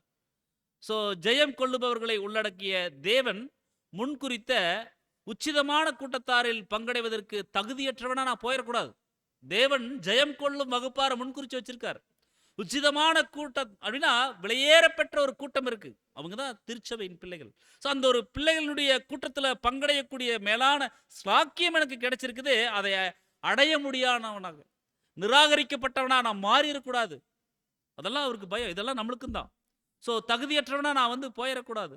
ஒவ்வொரு உண்மையான கிறிஸ்தவனுக்கும் இது மிகவும் முக்கியத்துவம் வாய்ந்த ஒரு காரியமாக இருக்குது. இந்த பயம் இருக்கணும். ஸோ ஆகாதவனாய்னா பாருங்க, மேலும் திருச்சபையில் போதகராக இருக்கும் ஒவ்வொருவரும் இதனை விசேஷமாக கவனத்தில் கொள்ளணும். நிறைய பலி செலுத்திய பிறகு, கிறிஸ்துவின் பல உபத்திரவங்களை அனுபவித்த பிறகு அப்போஸ்தலனாகிய பவுல் இப்படி சொல்றார். இவ்வளோ பெரிய ஊழியக்காரர் அவர் அப்படி சொல்றார். கவனிக்கலாம். மேலும் நம்மில் எவரை பொறுத்த வரையிலும் நாம் பரீட்சைகள் அனைத்திலும் வெற்றி பெறும் வரையில் எதுவுமே தீர்மானிக்கப்பட மாட்டாது அல்லது நிர்ணயிக்கப்பட மாட்டாது. ஸோ நம்ம எதுவுமே ஃபைனல் ரிசல்ட் வந்தால் தான் தெரியும். அது வரைக்கும் நம்முடைய ஓட்டம் எப்படி இருக்கணும் அப்படின்னா, தேவனுடைய பார்வையில் குறைவில்லாமல் ஓடணும், ரொம்ப அலர்ட்டாக ஓடணும். ஸோ மற்றவர்களுக்கு பிரசங்கம் பண்ணின பிற்பாடு நானே ஆகாதவனாய் போகாதபடிக்கு என்னுடைய சரீரத்தை அப்படின்னா என் மாம்சத்தையும் அந்த மாம்சத்தில் உண்டாகக்கூடிய இச்சைகளையும், அந்த உணவு, பானம், சிந்தனை, பேச்சு, இது எல்லாத்துலேயும் அந்த லட்சியங்கள், ஆசைகள், இச்சைகள் எல்லாத்துலேயும் நான் என் சரீரத்தை என்ன பண்ணணுமா, அச்சுறுத்தி மிரட்டி வேலை வாங்கணும். நம்ம சரீரத்தை நம்ம மிரட்டி வேலை வாங்குவோங்களா? இப்போ நம்மக்கிட்ட ஒருத்தங்க வேலை செய்கிறாங்க, இன்னைக்கு நம்மளுக்கு முக்கியமாக ஒரு வேலை முடிச்சே ஆகணும், ஒரு அக்கௌண்ட் சப்மிட் பண்ணி ஆகணும், அல்லது இன்னைக்கு பனியன் கம்பெனியில் வேலை செய்கிறதுனால இன்னைக்கு பெட்டி போயே தீரணும். என்ன பண்ணுவோம்? உட்காந்து மிரட்டி வேலை வாங்குவோம் இல்லைங்களா? அதுபோல நம்முடைய சரீரத்தை நம்ம மிரட்டி வேலை வாங்குறோமா? எத்தனை நாள் மிரட்டி வேலை வாங்கியிருக்கிறோம். ஆனால் சரீரத்துக்கு என்ன தேவையோ அது எல்லாமே கொடுக்குறோம். மீட்டிங் விளாண்டு நம்ம கிளம்புவோம், திடீர்னு ஏதோ கால் வலிக்கிற மாதிரி, கை வலிக்கிற மாதிரி இருக்கும். உடனே என்ன பண்ணுவாங்க? உடனே நம்ம படுத்துட்டு கைக்கு ஒரு தலகனை, காலுக்கு ஒரு தலகனை, தலைக்கு ஒன்று வச்சுட்டு அப்படியே கம்ஃபர்ட்னஸ் கொடுத்துட்ருப்போம். தான் நடக்கும். ஸோ மிரட்டி வேலை வாங்கணும். அதாவது நான் என் சரீரத்தின் மீது வலுக்கட்டாயமான நடவடிக்கைகளை ஏறெடுக்கிறேன் அப்படின்னு சொல்லி சொல்கிறேன். நம்ம அப்படி ஏறெடுக்கிறோமா? வலுக்கட்டாயமா? இன்னைக்கு என்ன செத்தாலும் நான் எக்லிஷியா தான் போவேன், கன்வென்ஷனுக்கு போய் தான் நான் வந்து அப்படி நம்ம நினைக்கிறோமா? மரணமே நேர்ந்துட்டாலும் நான் அங்கே தான் போவேன், பரிசுத்தவான்களுடைய ஐக்கியத்தில் தான் நான் பங்கடைவேன், அப்படி நான் நினைக்கிறேங்களா? யோசிக்கணும். ஸோ புது சிருஷ்டியானது வேரூன்றிய பாவம் மற்றும் மாம்சீக சுவாபத்தின் இச்சைகளுடன் வாழ்வா சாவா என்கிற போராட்டத்தில் இருக்குது புது சிருஷ்டி. ஏன்னா இந்த மாம்சத்துக்கு கூட அந்த இச்சைகள் கூட என்ன ஆயிடுச்சுன்னு சொல்லி பார்த்தோம்னா, அந்த மாம்சத்துக்கு கூட அது சேர்ந்துருச்சு. ஸோ அந்த புது சிருஷ்டி வாழ்வா சாவா போராட்டத்தில் இருக்குது. பழைய சுவாபம் முரண்டு பிடித்து நிறைய பிரச்சனைகளை கொடுக்குது நம்மளுக்கு. நம்ம ஒவ்வொருவருடைய நிலைமைகளையும் நம்முடைய 7ஆம் தூதன் என்ன பண்றாங்கன்னா எடுத்து காண்பிக்கிறார். பழைய சுவாபம் முரண்டு பிடிச்சு நிறைய பிரச்சனை கொடுக்குது புது சிருஷ்டிக்கு. தேவனுடைய சித்தத்திற்கு எதிராக கலகம் செய்யும் சாவுக்கேதுவான சரீரத்தை புதிய சிந்தைக்கு கீழ்ப்படிய செய்து அதன் ஆளுகையின் கீழ் கொண்டு வர செய்யணும். ஒவ்வொரு புது சிருஷ்டியும் பாருங்க, மாம்சம் வெற்றி பெற்றால் புது சிருஷ்டி 2ஆம் மரணம் மறிச்சிரும். இப்ப நம்முடைய மாம்சம் ஜெயிச்சிருச்சு அப்படின்னா புது சிருஷ்டி மறிச்சிருச்சு அப்படின்னா 2ஆம் மரணம். அதே சமயம் மாம்சத்தை மறிக்க செஞ்சா புது சிருஷ்டி வெற்றியின் மேல் வெற்றி, வெற்றியின் மேல் மேலான வெற்றியை அது பெற்றுக்கொள்ளும். அன்புக்குரிய சகோதர சகோதரில, அதுதான் நம்மளுக்கு அவசியம். நம்முடைய மாம்சத்தை மறிக்க செய்யணும், புது சிருஷ்டியை வெற்றி பெற செய்யணும். அப்படி இருந்தா தான் அந்த ஒரு ஜெயம் கொள்ளும் வகுப்பார் கூட நம்ம போய் சேர முடியும். ஸோ ஒடுக்கணும் அப்படின்னா மறிக்க செய்யறது, அப்படின்னா புதைக்க செய்யறது. மாம்சத்தின் பழைய சுயநலமான சித்தத்தின் அனைத்து கட்டுப்பாடுகளையும் பொறுத்தவரையில் மறிக்க செய்யணும், சிலுவையில் அறையப்படணும். அதே போல கீழ்ப்படுத்தி கட்டுப்பாட்டின் கீழாக வைக்கணும், புதிய சிந்தையின் கட்டுப்பாட்டின் கீழே வைக்கணும். அதே போல சொல்றாரு பாருங்க, நான் தான் ஆள்பவன், என் சரீரம் என்னை ஆள்வதற்கு நான் அனுமதிக்க மாட்டேன்னு சொல்லணுமா ஒவ்வொரு அர்ப்பணிப்பின் பிள்ளைகளும். நான் தான் ஆளுவேன் என்னுடைய சரீரத்தை, என்னுடைய சரீரம் என்னை ஆள்வதற்கு நான் ஒரு அளவு, ஒரு இம்மி அளவு கூட நான் விட மாட்டேன்னு சொல்லணும். அடுத்த பாயிண்ட் ரொம்ப அருமையா சொல்றாரு, கல்லறையிலிருந்து சரீரத்தின் எந்த ஒரு பகுதியும் சிறிதளவு மேலே நீட்டிக் கொண்டிருப்பதை கண்டால் நாம் மீண்டும் அதனை கீழே தள்ளி புதைத்து விட்டு அதன் மீது இன்னும் கொஞ்சம் மண்ணை போடணும் அப்படின்றார். இப்போ ஒரு கல்லறை இருக்குது, ஒருத்தங்களை புதைச்சிருக்கிறாங்க, ஒரு எலும்பு வெளியே தெரிஞ்சதுன்னு என்ன பண்ணுவாங்க? அவசர அவசரமா அந்த எலும்பு உள்ள தள்ளி மண்ணை போட்டு மூடுவோம். ஸோ அது மாதிரி தான் இங்கே சொல்றாரு பாருங்க, நாம் மீண்டும் அதனை கீழே தள்ளி புதைச்சு அதன் மீது இன்னும் கொஞ்சம் மண்ணை போடும் இல்லைங்களா? அது போல நம்முடைய சரீரம் மாம்சத்தினுடைய சிந்தைகள் மேலோங்கி வரும் பொழுது இன்னும் கொஞ்சம் சத்தியத்தை எடுத்து போட்டு நம்ம என்ன பண்ணணும்னா மாம்சம் தலை தூக்காதபடி அதை அமுத்தணும், என்ன நம்மளை ஒடுக்கணும். அப்படியெல்லாம் செய்தால் தான் அன்புக்குரிய சகோதர சோர்லே தேவனுக்கு இளைப்பாறுதலுக்குள்ள பிரவேசிக்க முடியும். ஸோ எந்த அளவுக்கு புதிய சிந்தை கிறிஸ்துவின் சாயல் வளருதோ அந்த அளவுக்கு அது பாவத்தின் இயக்கங்களுடன் கூடிய சரீரத்தை ஒடுக்கி மாம்ச சித்தத்தை மரித்ததாக வைத்திருப்பதற்கு தேவையான எல்லா முயற்சியையும் மனம் தளராமல் அது ஏறெடுக்கும். தன் திராணிக்கு தக்கதாக கர்த்தருடைய பணிக்காக ஊழியம் செய்பவர்கள் இதனை, அதாவது ஒடுக்கக்கூடிய செயலை செய்யும் அளவிற்கேற்ப ஆசீர்வதிக்கப்படுவாங்க. அது 100க்கு 100 உண்மை. நாம் எந்த அளவுக்கு நாம் நம்முடைய சரீரத்தை, என்னுடைய சரீரம் செய்யறத நான் கேட்கறத நான் தடுக்கிறனோ, எந்த அளவுக்கு நான் என்னுடைய சரீரத்தை ஒடுக்கிறனோ அந்த அளவுக்கு நான் ஆசீர்வதிக்கப்படுவேன். அப்படின்னா அந்த அளவுக்கு என்னுடைய புதிய சிருஷ்டி மேலோங்கும். ஸோ கவனக்குறைவுடன் இருந்தால் அவர்கள் வார்த்தையின் பிரசங்கத்திலும் சத்தியத்தின் ஊழியத்திலும் திறன் குன்றி இருப்பாங்கன்னு சொல்றார். அதுதான் நம்ம கவனிக்கிறோம் பாருங்க. தங்களுடைய வார்த்தைகளில் கவனமற்று இருப்பவங்க தங்களுடைய வாழ்க்கையில கவனக்குறைவான இருதயத்தை தான் வெளிப்படுத்துறாங்க. ஏதோ டக்குன்னு பேசுறோம் அப்படின்னா நம்ம சரியான ஒரு வாழ்க்கை வாழல. வாயில வந்தது ஒரு ஒரு பேச்சுன்னு சொல்லி நம்ம பேசிடுறோம் இல்லைங்களா? அதெல்லாம் தப்பு. அப்படிதான் சொல்றாரு, தங்களுடைய வார்த்தைகளில் கவனமற்று இருப்பவர்கள் தங்களுடைய வாழ்க்கையில கவனக்குறைவான இருதயத்தை தான் வெளிப்படுத்துறாங்க. தேவனுடைய பிள்ளைகள் எப்படிப்பட்ட வார்த்தைகள் பேசணும்? உப்பால் சாரமேற்றப்பட்ட வார்த்தைகள். ஸோ இது நம்ம என்ன பண்ணணும்னா டெய்லி இதை நம்ம ப்ராக்டிஸ் பண்ணணும். ஒரே நாளில் உப்பால் சாரமேற்றப்பட்ட வார்த்தைகள் பேசுகிற அளவுக்கு நம்ம மாறிட முடியுமா அப்படின்னா முடியாது தான். ஆனாலும் என்ன பண்ணணும்? தேவனுடைய வசனங்கள், வார்த்தைகள் உள்ள போயிட்டே இருக்கும் பொழுது தான் நம்மளுக்குள்ள இருக்கக்கூடிய அழுக்கான விஷயங்கள் வெளிவரும். ஒருவன் எதனால தன்னை சுத்தம் பண்ணி கொள்ள முடியும்? தேவனுடைய வார்த்தைகள் மூலமாக தானுங்க. ஸோ நம்ம நம்முடைய இருதய, நம்முடைய சித்தத்தை, நம்முடைய சிந்தைகளை எல்லாமே கிறிஸ்து இயேசுவுக்குள்ள கீழ்ப்படுத்தணும், ஒடுக்கணும். ஸோ புதிய சிந்தைக்கு கிறிஸ்துவுக்குள்ளான தேவனுடைய சித்தத்திற்கு நம்ம கீழ்ப்படுத்தணும். நீதிக்கும் சத்தியத்திற்கும் ஏற்ற விஷயங்களுக்கு கீழ்ப்படுத்தணும். அதே சமயம் இயற்கையான விஷயங்களை பொறுத்தவரையில கீழ்ப்படுத்தணும். நாம் அதனை புது சிருஷ்டிக்கு ஊழியம் செய்ய வைக்கணும் அப்படின்னு சொல்றார். எல்லாவற்றிலும் அளவோடும் நிதானத்தோடும் சுயத்தை வெறுத்தலோடு நம்ம இருக்கணும். ஏன்னா உறுதிமொழியானது ஆண்டவருடனான நமது உடன்படிக்கையின் பல்வேறு அம்சங்களை பற்றிய நமது சித்தங்களை பலப்படுத்தி நம்முடைய சரீரத்தை கீழ்ப்படுத்தவும் செய்யுது. பழைய சிருஷ்டி தட்டிவிடப்பட்டாலோ அல்லது அச்சுறுத்தப்பட்டாலோ அது புலம்பும். ஆமா. அதே சமயம் புதிய சிருஷ்டியோ அது நிமித்தமாக கர்த்தருக்குள் மகிழ்ந்து களி கூறும். ஒரு உதாரணம் கொடுக்குறாரு. எப்படி ஒரு கழுதை குட்டியோ அல்லது குதிரை குட்டி சவாரி செய்ய ஏதுவாக அது ஒடுக்கப்படவும் கீழ்ப்படுத்தப்படவும் வேண்டி பயிற்றுவிக்கப்பட வேண்டுமோ, ஒரு கழுதைய பொதி சுமக்க வைக்கணும், ஒரு குதிரைய சவாரிக்கு சரி பண்ணணும், ரெடி பண்ணணும் அப்படின்னா அதுக்கு பயிற்சி தேவை. பயிற்சி கொடுப்போம். அதுபோல தான் நம் மாம்சம் செய்யப்படணும், பயிற்சி கொடுக்கணும். மாம்சம் கேட்கிறத தடுக்கணும், நிறுத்தணும், ஒடுக்கணும். அது முற்றிலுமாக பிற்கப்பட்டால் அது கீழ்ப்படிந்தே காணப்படும். முற்றிலும் பிற்கிறது அப்படிங்கிறது தேவனுடைய சித்தத்திற்கு முற்றிலும் நம்மளை ஒப்பு கொடுக்கிறது.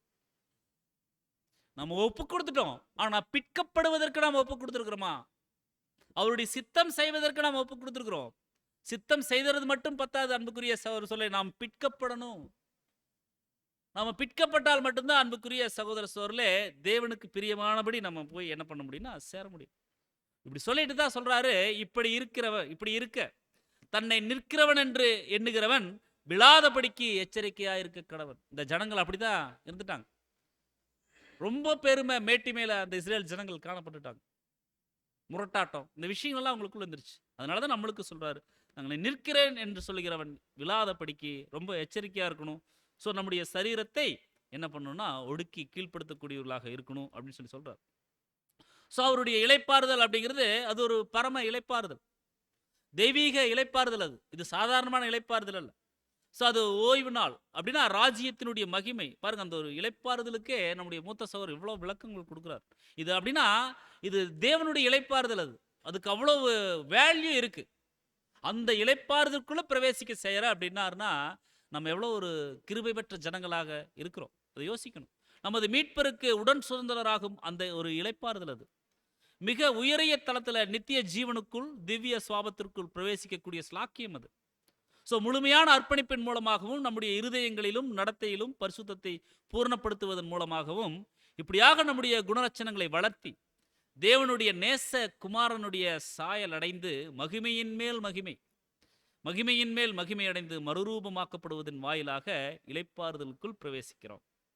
ஸோ அது ஒரு மகா ஓய்வு நாள், 1000 வருட ராஜ்யம், 7ஆம் 1000 ஆண்டு காலப்பகுதி அப்படின்னு சொல்லி சொல்றார்.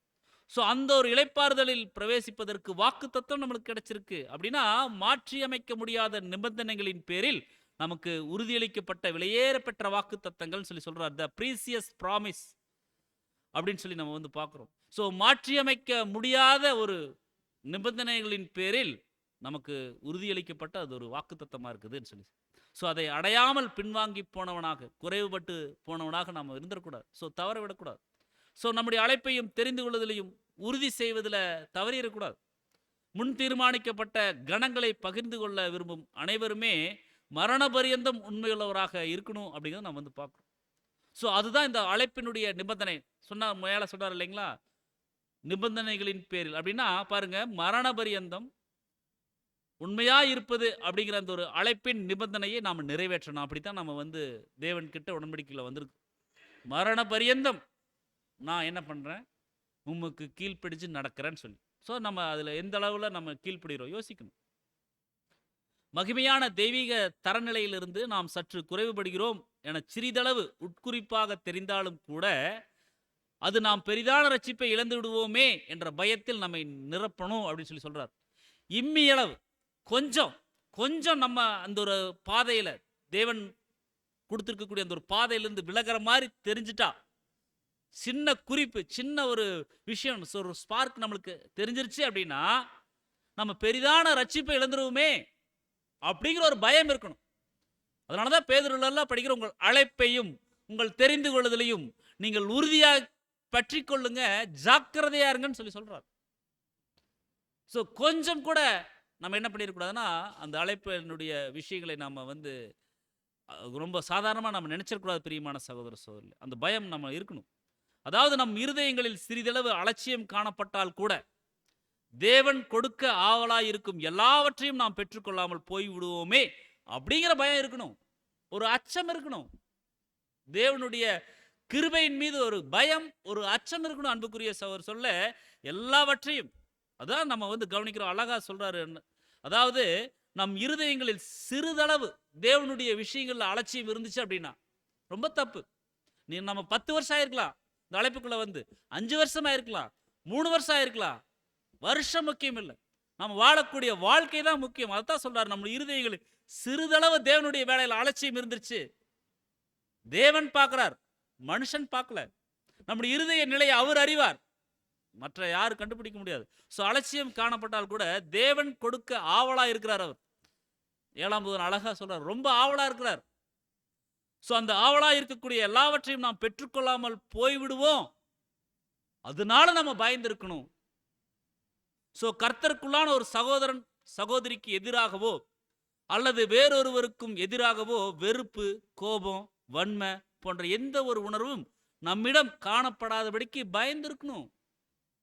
பரிசுத்த பவுல் தானே அதை அடையாமல் பின்வாங்கி போனவராக நினைக்கல.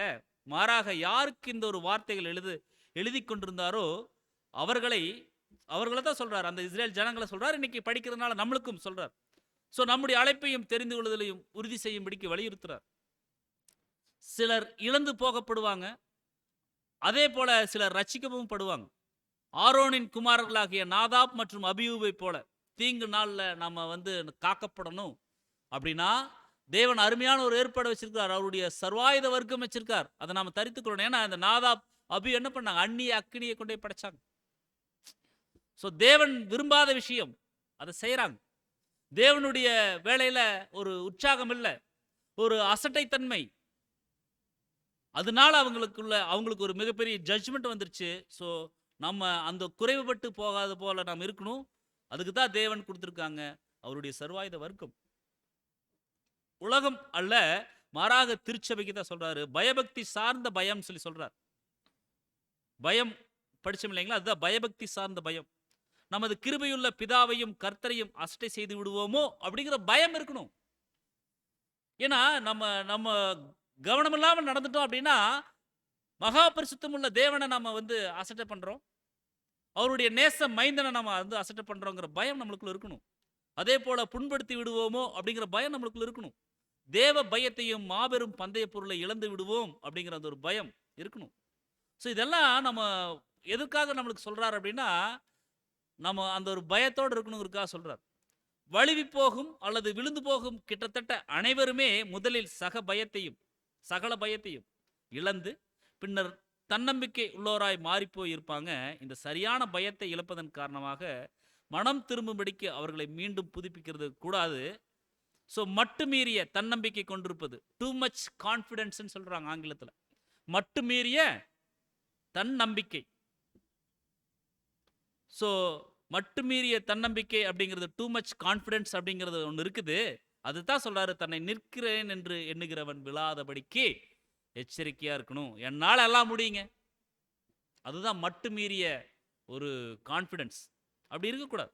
தேவனால தான் முடியும், அவர் தான் நடத்த முடியும், அவர் தான் கிருபை செய்ய முடியும், அவர் தான் இரக்கம் பாராட்ட முடியும். நம்மளால ஒண்ணுமே முடியாது.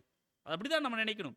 ஸோ பரிபூர்ண அன்பு அடிமைத்தனத்தினுடைய பயத்தை புறம்பே தள்ளும், மாறாக பயபக்தியான பயத்தை அது புறம்பே தள்ளாதுன்னு சொல்றோம். கவனமா இருங்க, இல்லைன்னா நாம தேவனுடைய நித்திய இளைப்பாறுதலுக்குள் பிரவேசிக்க தவறி விடுவோம். ரொம்ப கவனமா இருக்கணும்னு சொல்றார். ஸோ கனம், மகிமை, அழியாமைக்கான அற்புதமான வாய்ப்பை இழந்துருவோம். ஸோ ரொம்ப பயந்துருக்கணும்.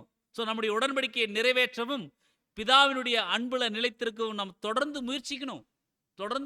அதான் தேவன் அவருடைய கிருபையை, அவருடைய அன்பை, அவருடைய இரக்கத்தை, அவருடைய பராமரிப்பை, அவருடைய தெய்வீக வழிநடத்துதலை கொடுப்பதற்கு ரொம்ப ஆவலுள்ளவராக இருக்கிறார். தொடர்ந்து அவருடைய கண்களில் கிருபையை பெற்றுக்கொள்வதற்கு நம்ம தொடர்ந்து முயற்சிகள் எடுத்துட்டே இருக்கணும். ஸோ நம்மளுடைய முயற்சிகள் ரொம்ப அதிகமாக இருக்கணும் அப்படிங்கிறத நம்ம பார்க்குறோம். ஸோ தெய்வீக தயவு மற்றும் ஆசீர்வாதத்தின் தற்போதைய நிலை அகன்று போய் பூமியிலிருந்து சில மேகங்கள் எழும்பி விசுவாசத்தின் கண்களிலிருந்து பரம பிதாவை மறைத்து விடாதபடிக்கு பயந்திருப்போம். எந்த மேகமும் அப்படின்னா எந்த கவலையும், எந்த பிரச்சனையும், எதுவுமே தேவனுடைய பரம தரிசனத்தை தரிசிப்பதிலிருந்து நம்மளை தடை பண்ணிடக்கூடாது, மறைச்சிடக்கூடாது. அதுல நம்ம எப்படி இருக்கணும்னா அலர்ட்டா இருக்கணும், பயபக்தியோட இருக்கணும் அப்படிங்கறத அங்க சொல்றார். ஸோ தேவன் மற்றும் நம் சக மனிதர்கள் பேரிலான பரிபூர்ண அன்பின் லக்குல நாம் நம்மை காத்துக்கொள்றோமா அப்படின்னு சொல்லி நம்ம கவலைப்படணும், அச்சப்படணும். ஸோ நாம் ஏற்றுக்கொள்ளப்படுவது குறித்தும் நாம் நித்திய ஜீவனை அடைவதை குறித்தும் அஞ்சி இருக்கணும். ஸோ நம்ம இந்த ஒரு ஓட்டத்தில் ஓடிட்டு இருக்கிறோம். ஸோ ஏன்னா கர்த்தருக்கே அந்த பயம் இருந்துச்சு, படிச்சோம் இல்லைங்களா? கர்த்தருக்கே அந்த பயம் இருந்துச்சு. ஸோ நம்மளுக்கு அந்த பயம் இருக்கணும். சரியான விதத்தில் தேவன் விரும்புகிற மாதிரி என்னுடைய ஓட்டத்தை நான் முடிச்சிருவேனா, அல்லது தேவன் விரும்புகிற மாதிரி தான் நான் இப்போ ஓடிட்டு இருக்கேன்னா, இந்த ஒரு அச்சம் நம்மளுக்குள்ள இருக்கணும். அன்புக்குரிய சகோதர சொல்ல ஒரு பொறுப்புணர்வு இருக்கணும். ஸோ இது நம்மை முழுவதுமாக தூண்டும் ஒரு பரிசுத்தமான பயம், ஹோலி ஃபியர், பரிசுத்தமான பயம். ஸோ வேதனையான கவனத்தை சிதறடிக்கும் பயம் அல்ல, மாறாக ஒரு பகுத்தறிவுள்ள பயம் அப்படின்னு சொல்லி சொல்றார். இது வார்த்தையில் எல்லா இடங்களிலும் சொல்லப்பட்டுள்ள மனதினுடைய நிதானத்தையும் அந்த ஒரு சமநிலையும் காத்துக்கொள்வதில் கர்த்தருடைய ஜனங்களுக்கு அது உதவியா இருக்குது. நம்முடைய அழைப்பையும் தெரிந்து கொள்வதிலையும் உறுதி செய்வதற்கு ஏதுவாக நாம் விழித்திருந்து ஜெபித்து அதீத ஜாக்கிரதையுடன் நமது பாதையை நடத்தணும் அப்படின்னு சொல்லி சொல்றார். எப்படின்னா அதீத பயம் இருக்கணும், ரொம்ப பயம், அதுதான் சொல்றார். ஆனாலும் பாருங்க, இது நமது எஜமானரிடம் காணப்பட்ட சரியான பயமாகும். அவர் ஒருபோதும் மூக்கமிழக்கல. கர்த்தரை குறித்து தான் சொல்றாரு, நம்முடைய எஜமானர் அவர் தான். ஸோ அவர் ஒருபோதும் மூக்கமிழக்கல. பிதா அவருக்கு கொடுத்த வேலையை செய்வதிலிருந்து அவர் ஒருபோதும் பின்வாங்கல. கடைசி வரைக்கும் முன்னோக்கியே தான் போனார். தமக்கு இருக்கும் ஆசாரிய பணியில ஏற்றுக்கொள்ளத்தக்க பலியை செலுத்துவதற்கு தேவையான முழு தேவைகளையும் தாம் நிறைவேற்றாமல் போய்விடுவோமோ என்று நம் ஆண்டவர் பயந்திருந்தார். எல்லாத்தையும் கரெக்டாக செஞ்சிருமா, அது வரைக்கும் கொஞ்சம் டைம் கிடைச்சா நல்லா இருக்கும், அப்படித்தான் இருந்துச்சு. ஸோ அப்படித்தான் இருந்தார். ஸோ தமக்கு உண்டான பயபக்தியின் நிமித்தம் அவர் கேட்டார் அப்படின்னு சொல்லி எபிரேயர் 5:7 படிக்கிறோம். ஸோ தேவன் தம்முடைய அரசாட்சியை மனப்பூர்வமாக சுய அறிவோடு நிராகரிப்பவர்களுக்கு அக்கினியும் கந்தகமும் உள்ள பாதாளத்தை ஏற்படுத்தி இருக்கிறார்னு சொல்லி சொல்றார். பரிசுத்த ஸ்தலத்தையும் பிரகாரத்தையும் விட்டுவிட்டு தேவனுடனான அனைத்து உறவுகளில் இருந்தும் வெளியேறி புறம்பான இருளில் சென்றவர்கள் குறித்தும் நாம் பயந்துருக்கணும். அவங்க அப்படிப்பட்ட ஜட்ஜ்மெண்ட்டுக்குள்ளே போயிட்டாங்க, அவங்க கூட நாம் என்ன பண்ணிடக்கூடாது, பங்குள்ளவர்களாக போயிடக்கூடாது. நாம் பரிசுத்தவான்களோடு பங்கடைவதற்காகத்தான் நம்ம வந்திருக்கிறோம். ஏன்னா ஒரு சபை அப்படின்னா அங்கே 3 வகுப்பார் இருப்பாங்க. திருச்சபை, திரள் கூட்டம், ரெண்டாம் மரண வகுப்பார். ஸோ அவங்க கேரக்டரில் கரெக்டாக இருப்பாங்க. திரள் கூட்டத்தார் அவங்க அப்படி தான் இருப்பாங்க. திருச்சபையின் பிள்ளைகள் அவங்க அப்படி தான் இருப்பாங்க. ஸோ நம்ம யார் கூட நம்ம பங்கடைஞ்சு, யார் கூட நம்ம சேர்ந்து இருக்கிறோம், யார் கூட ஐக்கியமாக இருக்கிறோம், இதெல்லாம் நம்ம கவனிக்கணும். ஸோ அதுதான் நம்ம பார்க்குறோம். அவங்க புறம்பான இருள் அவங்களுக்குன்னு தேவன் ரெடி பண்ணி வச்சுருக்காங்க, ஆயத்தமாக இருக்குது, அதில் அவங்க போயிடுவாங்க. ஸோ அதுலேயும் நம்ம எப்படி இருக்கணும் அப்படின்னு சொல்லி பார்த்தோம்னா பயந்து இருக்கணும். ஸோ அறியாமை மற்றும் தேவனை பற்றிய தவறான புரிதலால் உண்டான வேதனையான அது பயம் அல்ல அப்படின்னு சொல்லி சொல்கிறார். ஸோ அதை சொல்லிட்டு அடுத்து எபிரேயர் 4:2 சொல்கிறார், ஏனெனில் சுவிசேஷம் அவர்களுக்கு அறிவிக்கப்பட்டது போல நமக்கும் அறிவிக்கப்பட்டது. அவங்களுக்கு சொன்னார், இன்னைக்கு நமக்கும் சொல்கிறார். ஆனால் கேட்டவங்க, அவங்க கேட்டாங்க இல்லைங்களா, அவங்க என்ன பண்ணிட்டாங்கன்னு சொல்லி பார்த்தோம்னா பாருங்க, யூதர்கள் கேட்டாங்க, விசுவாசம் இல்லாமல் கேட்டபடியினால அவர்கள் கேட்ட வசனம் அவங்களுக்கு பிரயோஜனப்படல. அதுதான் கேட்டவைகளை விட்டு விலகாதிருக்கும்படிக்கு, கேட்டவைகள் நம்மை விட்டு விலகாதிருக்கும்படிக்கு படிச்சோம் இல்லைங்களா. ஸோ அவங்க விசுவாசம், சுவிசேஷம், நற்செய்தி, தேவனுடைய சத்தியம் அவங்களுக்கு அறிவிக்கப்பட்டுச்சு. ஆனாலும் அவங்க விசுவாசிக்கல, விசுவாசம் இல்லாமல் கேட்டாங்க. பாருங்க, தேவனுடைய வழிநடத்தலையே அவங்க விசுவாசம் இல்லாமல் தான் நடந்துட்டு இருந்தாங்க. அதே போல கர்த்தர் முதல் வருகையில் அவங்க மத்தியில் வந்தார், அவ்வளோ வார்த்தைகள் சொன்னார், தேவனுடைய வார்த்தைகளை. ஆனாலும் அவங்க விசுவாசிக்கல, கேட்டாங்க. 4 வித நிலங்கள் குறிச்செல்லாம் பேசினார். வழியருகே விதைக்கிறது, கல்லில் விதைக்கிறது, இப்படி நிறைய விஷயங்கள் சொல்லிட்டாலும் அவங்க நல்ல நிலத்தில் விதைப்பதற்குண்டான கிரிகள் அவங்ககிட்ட இல்லாமல் போயிடுச்சு. பிரியமான சகோதரர் சொல்ல, கேட்டவர்கள் விசுவாசம் இல்லாமல் கேட்டபடியினால தேவனுடைய இளைப்பாறுதலுக்குள் அவங்க பிரவேசிக்க முடியல. அதனாலதான் இளைப்பாறுதலுக்கு தேவை விசுவாசம். விசுவாசம் இல்லாமல் தேவனுடைய இளைப்பாறுதலுக்குள்ள பிரவேசிக்க முடியாத அன்புக்குரிய சகோதர சகோதரில நம்ம படிக்கிறோம். ஸோ சுவிசேஷம் அறிவிக்கப்பட்டது போல அப்படின்னா, சுவிசேஷம் அப்படின்னா நற்செய்தி, குட் நியூஸ். இஸ்ரேல் ஜனங்களுக்கு சுவிசேஷம் அறிவிக்கப்பட்டது அப்படின்னா எப்போ பாருங்க, மோசே கிட்ட போய் சொல்ல சொன்னார். என்னன்னா, முற்பிதாக்களுக்கு நான் கொடுக்குறேன் அப்படின்னு சொல்லி ஒரு வாக்குத்தத்தம் பண்ணியிருக்கிறேன். என்ன அப்படின்னா, பாலும் தேனும் ஓடக்கூடிய ஒரு பரம தேசம், அது ஒரு கானான் தேசம், அதை உங்களுக்கு தர்றேன் அப்படின்னு சொல்லி தேவன் சொன்னதை ஜனங்கள் கிட்ட போய் சொல்லுன்னு சொல்லி மோசே கிட்ட சொன்னார். ஸோ இதை அவங்க கேட்டாங்க. தேவன் கொடுக்குறேன் அப்படின்னு சொல்லி சொன்னார்னா கொடுப்பாரு. கேட்டாங்க, ஆனா விசுவாசம் இல்லாமல் கேட்டுட்டாங்க. விசுவாசம் இல்லாமல் கேட்டுட்டாங்க. அதான் ஆங்கிலத்தில் பார்க்கும் பொழுது not having been mixed with the faith அப்படின்னு சொல்லி நம்ம படிக்கிறோம். Not being mixed with faith அப்படின்னு சொல்லி. ஸோ விசுவாசம் இல்லாமல் கேட்டதுனால அந்த வார்த்தைகள், வாக்குத்தத்தங்கள் அவங்களுக்கு பிரயோஜனப்படல. பிரியமான சகோதர சொல்ல. ஸோ அதனால தான் பாருங்க, ஃபர்ஸ்ட் மோசே சொல்லும்போது சரின்னு சொன்னாங்க. ஆனால் போற வழியில அவிசுவாசமாகவே நடந்துட்டாங்க. அவர் சொன்ன போது வாங்க போலான் போது வந்தாங்க. ஆனால் போற வழி ஃபுல்லா முறுமுறுப்பு, அவிசுவாசம்.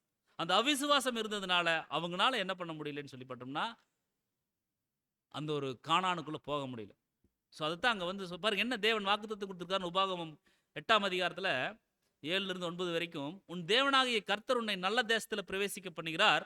அது பள்ளத்தாக்குகளிலும் மலைகளிலும் இருந்து புறப்படக்கூடிய ஆறுகளும் ஊற்றுகளும் உள்ள ஏரிகளும் உள்ள ஒரு தேசம். அது கோதுமையும் வார்கோதுமையும் திராட்சை செடிகளும் அத்தி மரங்களும் மாதுளஞ்செடிகளும் உள்ள அது ஒரு தேசம். அது ஒளிவ மரங்களும் எண்ணெயும் உள்ள தேனும் உள்ள ஒரு தேசம். பாருங்க எவ்வளவு அருமையான ஒரு தேசம். பாலும் தேனும் ஓடக்கூடிய ஒரு தேசம். அந்த தேசம் வந்து சரியில்லைன்னு சொல்லி இவங்க வந்து முன்னோட்டாட்டம் பண்றாங்க. அது தாழ்ச்சி இல்லாமல் அப்பம் புசிக்கத்தக்கதும் ஒன்றும் உனக்கு குறைவுபடாதுமான தேசம். அந்த தேசத்துல தாழ்ச்சி, அதாவது குறைவே இருக்காது. குறைவே இருக்காது. எல்லாம் நிறைவுதான், எல்லாம் ஆசீர்வாதம் தான். அது கல்லுகள் இரும்பா இருக்கிறதும் செம்பு வெட்டி எடுக்கத்தக்க மலைகள் உள்ளதுமான ஒரு தேசம். அப்படிப்பட்ட ஒரு தேசத்தை தான் உங்களுக்கு கொடுக்குறங்கிறார். நீ சுதந்திரிக்க போகிற தேசம் நீ விட்டு வந்த எகிப்து தேசத்தை போல இருக்காது. அங்கே நீ விதையை விதைத்து கீரை தோட்டத்திற்கு நீர் பாய்ச்சுகிறது போல உன் காலால் நீர் பாய்ச்சி வந்த நீ சுதந்திரிக்க போகிற தேசமோ, இதெல்லாமே நம்ம இமேஜினேஷன் பண்ணி பார்க்கணும். இது நம்ம பரம தேசம், பரம கானானை நோக்கி நம்ம போறோம். சோ நீங்கள் சுதந்திரிக்க போகிற தேசமோ மலைகளும் பள்ளத்தாக்குகளும் உள்ள தேசம். அது வானத்தின் மழை தண்ணீரை குடிக்கும் தேசம் அப்படின்னு சொல்லி சொல்றார். எவ்வளவு ஒரு ஆசீர்வாதமான தேசம் பாருங்க, கானானை பற்றி சொல்றார். சோ நீங்க அங்க போனா மட்டும் போதும். தேவன் அதான் சொல்ற, நீங்க அங்க போனா மட்டும் போதும், இத்தனை ஆசீர்வாதம் உங்களுக்கு கிடைக்கும்.